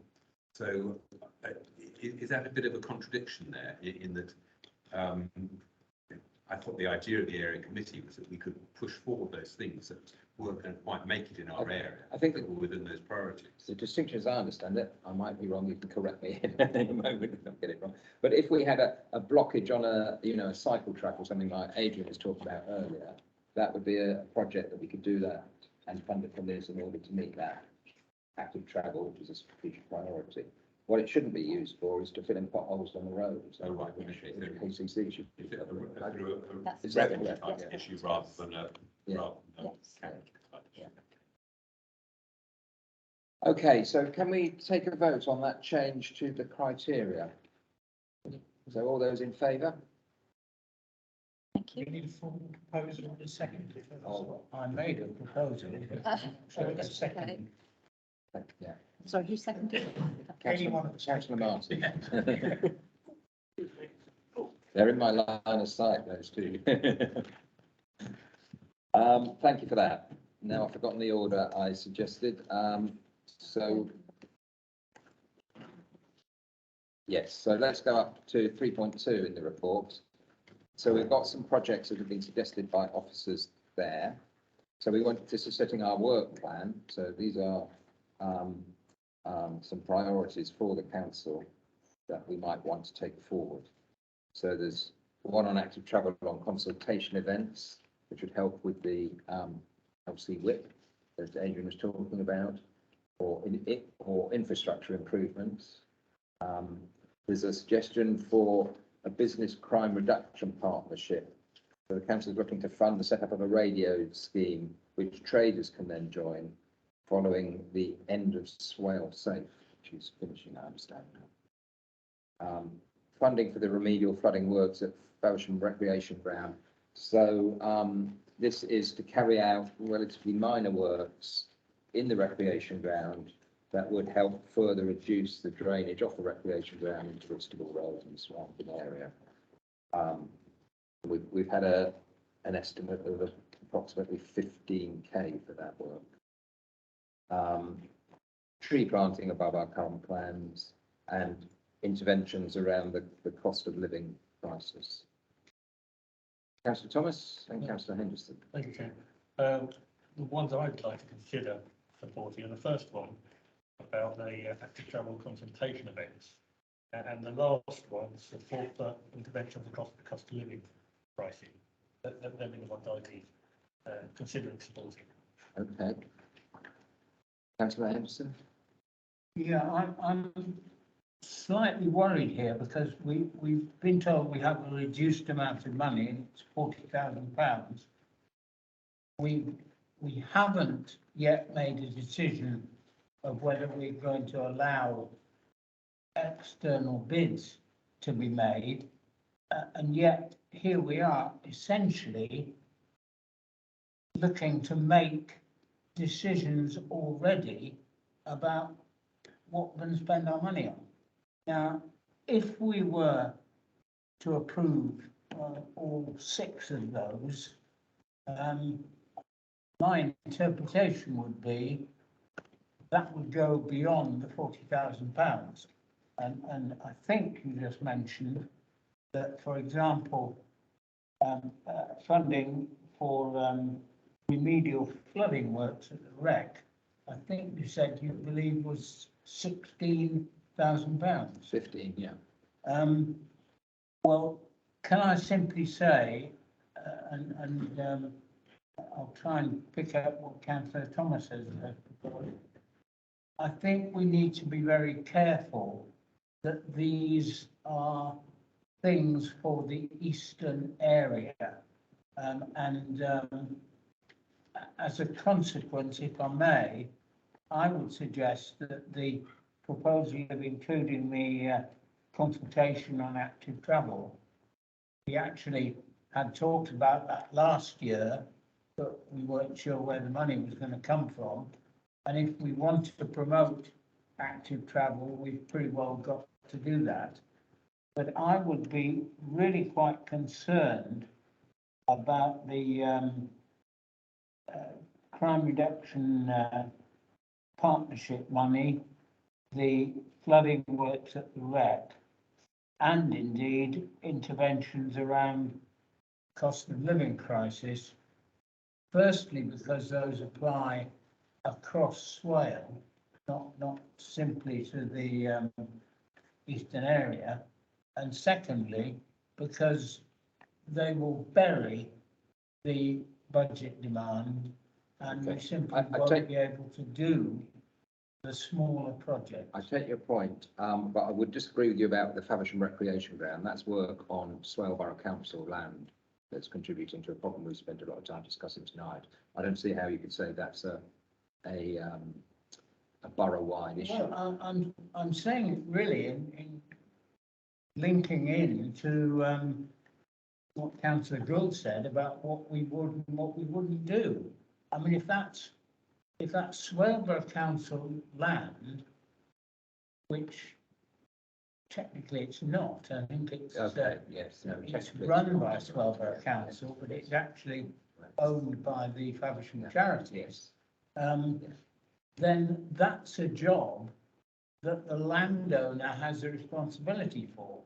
And therefore, we'd be spending Swale East money on a project which is the responsibility of the whole council. And to me, that would be exactly like spending money to fill in a pothole. Councillor Martin. I believe there was Councillor Jackson and Burke ahead of me. I'll defer to those guys first. I've only got one which really does interest me, and that's the support for the cost of living crisis, food banks and the debt advice services. Because we're going into nationally, and it's the people in my ward and in the area of Faversham that I am particularly concerned of. So that to me would be a main priority. Okay, thank you. Councillor Burke. Yeah, just to completely agree with Councillor Jackson. The food bank had its AGM last week, and there's been a 35% increase in use of the food bank on this time last year, and people are coming in to the point where they're looking at investing in councillors for their volunteers, because people are coming in at breaking point every time they have a session. So I couldn't agree more with Councillor Jackson. The second point I just wanted to make around the business crime reduction partnership was that when I was a publican in town, Swale Safe was incredibly helpful in making sure that damage that occurred in one establishment or theft that occurred in one establishment didn't then kind of pass on to the next one. But the second point that it was helpful for was making sure that people got home safe. And actually, if we're looking at encouraging people to active travel their way home from the town centre, having that ability for publicans especially to say, okay, someone has come in that we've now rejected because they're too drunk, they are heading in this direction. I've asked a number of times for the cameras just to keep an eye on them, make sure they're okay getting home. And I think so it serves an important role for two reasons, with the reduction of crime, but also for an added kind of buffer for people walking home in their safety. So I just wanted to put that point ahead as well. Thank you. Councillor Martin. So from my point of view, there is insufficient information here tonight to make any decision on what's on the agenda. what I'm happy for is for each of these projects to come forward as a bid. And we'll Well, judge that them would mean we keep them all in. have them all in. The heads of service can bid for them, and they can bid against our external bids, and we'll see what we come up with in September. That's exactly what we're here to decide. I do think that's the right way forward. As I say, I wouldn't rule any of them out because I haven't got the information there to rule them out on. It wouldn't be heads of service making the bids, it would be members of this committee. So if for example, you've just spoken about the Business Crime Reduction Partnership, Councillor Perkin, it may be that because you support that one, you may want to work with the head of service to put a bid together to bring back in September. So that's Can I just come back on that as a question, really? Apologies if I've jumped here. Previously, when there's been bids where members have been trustees, they've then not been able to speak on those points. So if a member is to then go away and put a bid together with the head of service, would that then not preclude them from speaking to it later on? Because that's how it's occurred before. So with the process with the last round of funding, the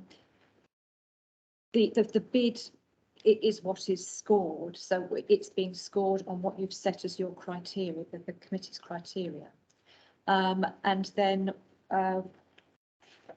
all of those scores come back to committee members to review and can challenge. And then there's the final set of scores. It isn't a case where each bid each bidder gets to come and speak on each item. A report comes back with options on how you could allocate. So it could be the top 5 high scoring bids, or it could be that the top 10 getting 50%, so that there are various options, but it's because of the scoring, the way the process is designed is so that it's the scoring, and you don't then have that meeting where everybody is trying to sell their bid. I don't know if I've explained that clearly. Yeah, I think so.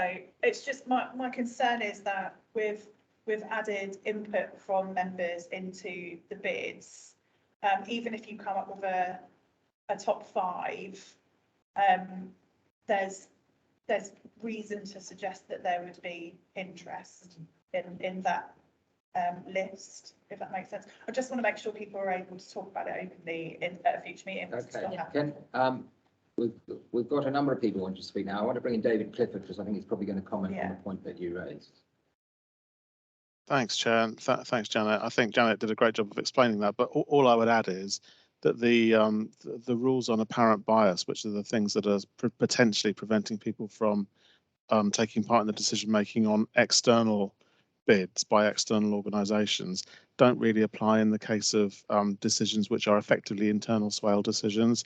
You know, members are entitled to have political views about how resources should be allocated, i.e. which projects they should be allocated to, and all the while one external body isn't being potentially disadvantaged by members favouring a different external body. There's not really an issue there with apparent bias. So I hope that what I've said, together with what Janet said, allays your fears, Councillor Perkin. Okay, thank you for that. So Councillor Saunders, and I've got Councillor Bowen and Councillor Gould.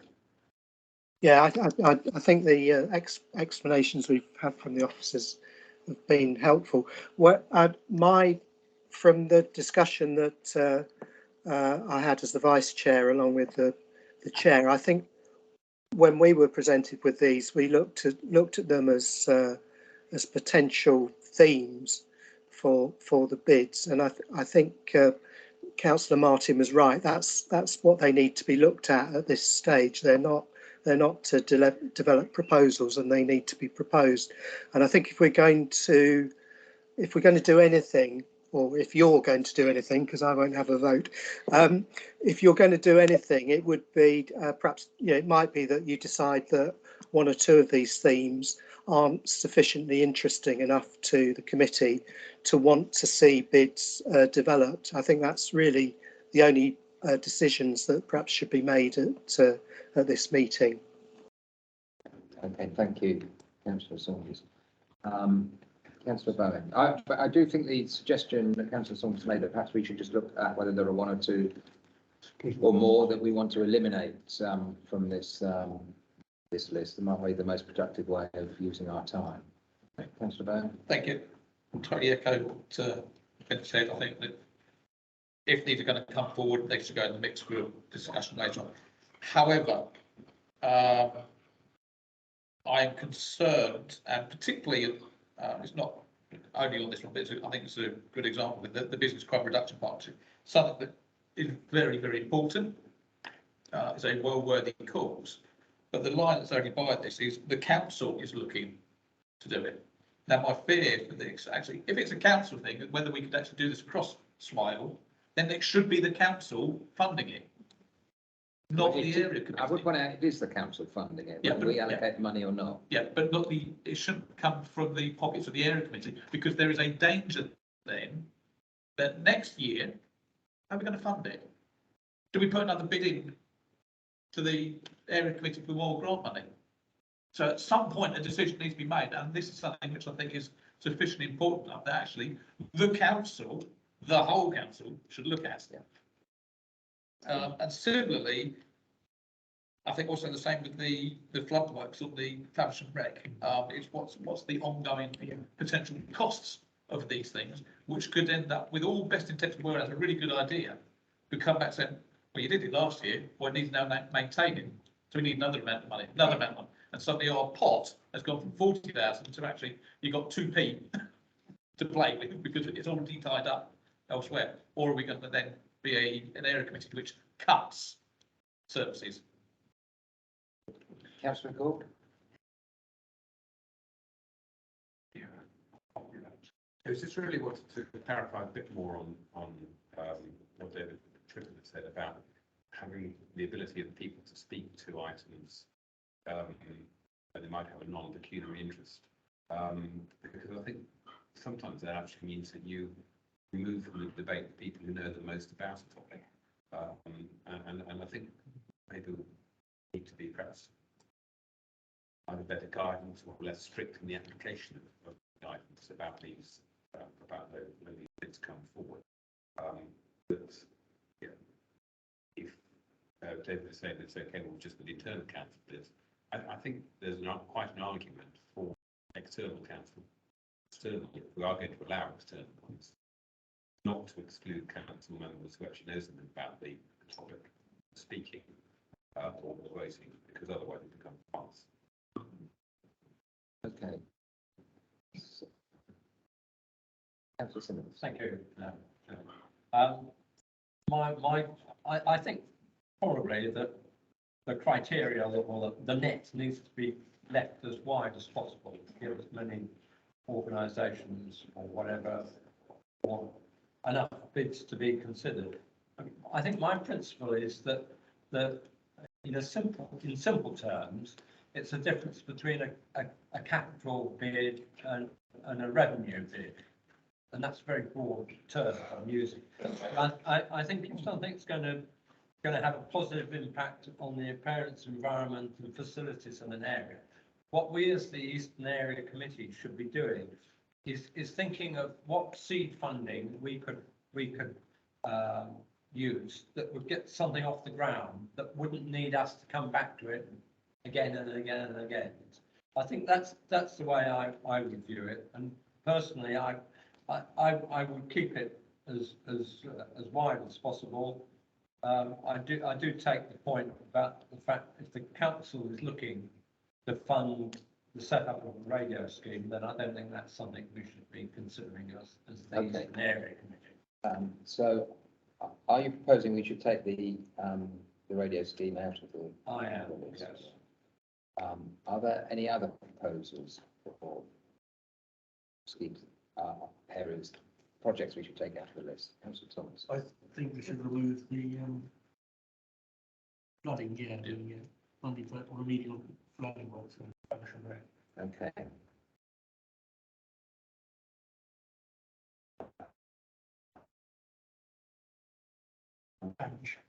rather than tree planting above current plans. We have a biodiversity planting that we're covered if we would rather use wildflower setting locations, which would actually be lower maintenance. I mean, on that one, I mean, we have plans to plant 6,000 trees next winter anyway, and we have some further funding beyond that in the continue from the resilience funding. I do wonder actually whether we got the capacity to go beyond our current plans anyway. That was my other thought around it being biodiversity planting, because actually, if you're planting 6,000 trees, it's quite nice to have a few bulbs and a few wildflowers around them as well to really enhance that environment. Okay, so biodiversity. Well, shall we vote on these individually? I think that'd probably be the fairest way of doing it. So, Councillor Simmons has proposed that we remove the radio scheme. Do we have a seconder for that? I'll second that. If it goes to the board, to council, if the council are going to do it now. If it goes to Swale Borough Council as the entire body, not the area committee. Okay, well, it doesn't guarantee it gets funded by anybody if we take it out. Okay. But I was just going to say, would we be better off in that case referring it to community committee in the items of deferral? Yep. Yeah. Well, I think we're just setting our work plan. Yeah. Just want to make sure We that haven't someone discusses had an this. item on the radio scheme. I don't think now's the time to refer it. We should ask for a report on it. If that's what we're interested in doing. So if we can go to a vote then. So all of those in favour of removing the radio scheme from the work plan.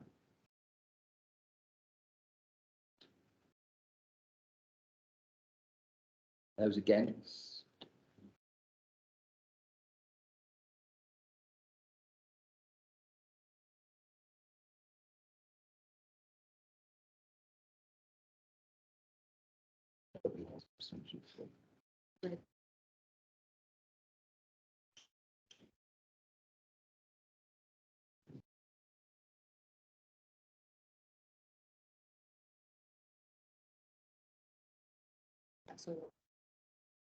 Then we had a proposal to remove the flooding work for Faversham Recreation Day. Do we have a proposer for that? That was Councillor Thomas. Do we have a second now? Councillor Jackson. Those in favour?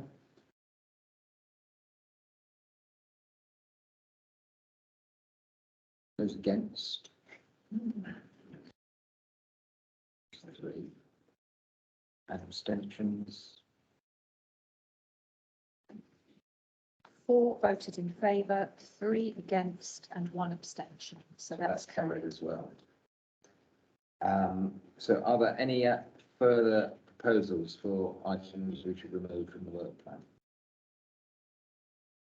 Not for removal, just change. Oh, we'll put in your biodiversity change. Do we need to vote on that, or is there just general agreement?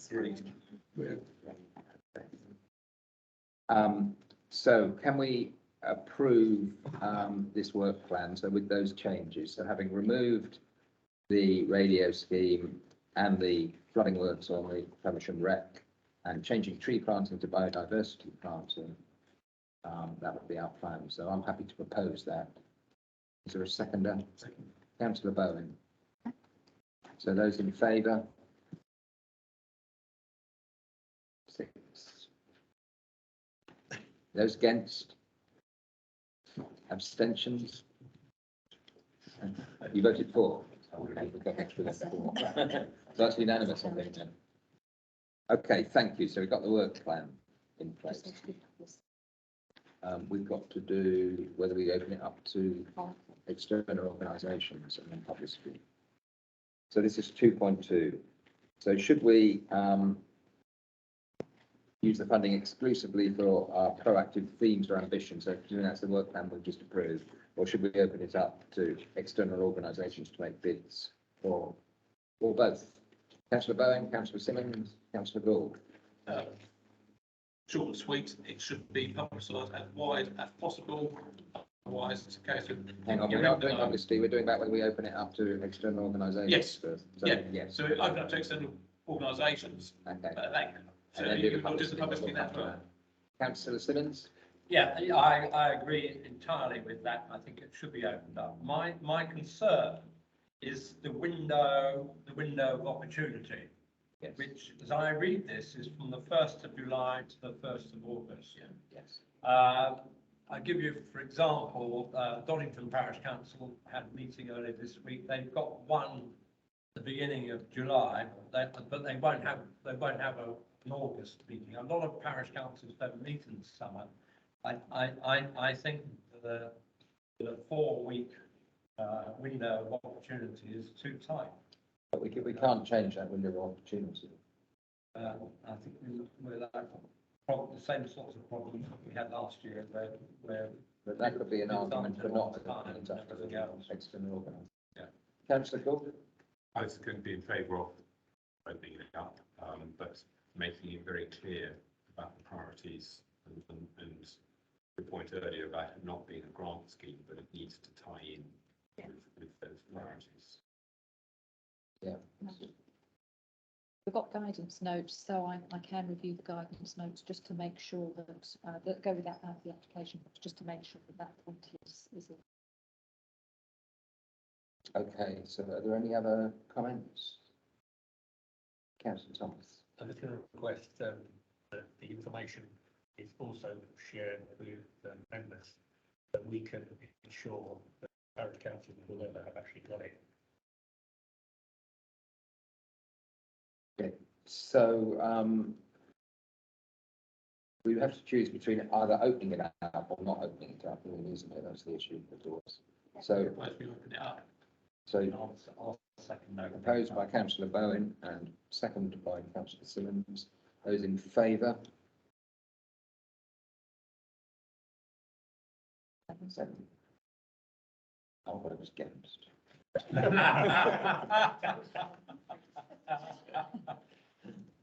And then publicity then. So how do we want to publicise it? As widely, what are the options we've got here? Widely as possible, limited publicity with an email to parish town councils within the area and any local organisations which may have schemes that members believe would assist with achieving the ambitions, or no publicity. Councillor Thomas?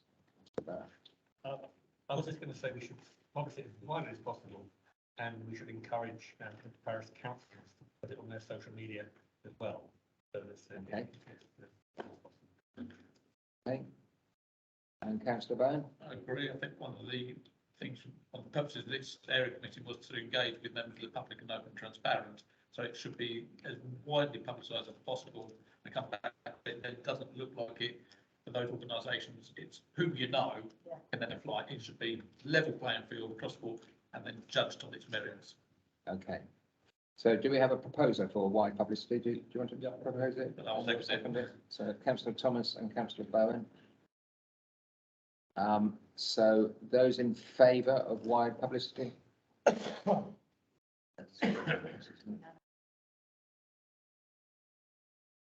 Okay, so I think we've done the work plan.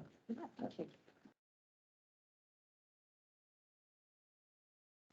So matters referred to area committee by service committees. So there are none. Item 11, matters referred to the service committee by the area committee. So there are a couple put on the list. Yes, so there was. Do you want to say yours? Yep, the referral, the flooding issue in Faversham, but obviously it's something which the area committee, so the committee should look at, the environment committee should look at as a across Wyre. To look at flooding and sewage. Yeah. Across the borough. Yeah, to certainly include the Faversham issue. Yeah. And any others around. The borough. wider Faversham issues. Yeah. Okay. And the other one was the buses, I think, was that, what's that one? That was about the stagecoach buses. That was for me to, that's an action for me to take away and distribute the letter. Okay, do we need to refer it to a committee? I don't know what the action was on that. The only action was for me to share the letter. Okay. Councillor Thomas? I'm just going to suggest that we refer to the Environment Committee for criteria for petitioning bins or Okay, yes, bins, about removal of bins, and lack of consultation with ward members on their removal. How do we get that back? Sorry? On play park equipment, does that have to go to somebody? That's community committee. Community, Yeah, yes. nice one. So provision of, the play parks in, Whiting Crescent. was it Whiting Crescent? Whiting Crescent, Yeah. right at the bottom. On that, could I suggest that that's also looked at as to whether there's any housing association ownership of some of the green space. That green space belongs to Swale because Yeah, they. there might be a small patch that the housing association owns, and if Swale, my understanding is that the issue isn't the cost of the equipment, it's the cost of checking and maintaining. It's the maintaining, and the council wouldn't take any more on, because I spoke to, Yeah. I don't know who I spoke to, the councillor of this, but I did, and I said that the residents tell me, the original residents, that they were promised by the housing association a play park there. That disappeared into the ethos. They can't find anything in the 106s or anything at all to back that up. But it's something that really needs looking Okay, into. well, let's leave it. We've referred it to the Environment Committee, so I'm sure they'll, if they think it's the Housing Association's land, I'm sure they'll tell us that. They'll move it to the other one. To community, yeah. But play parks aren't the environment. No, community.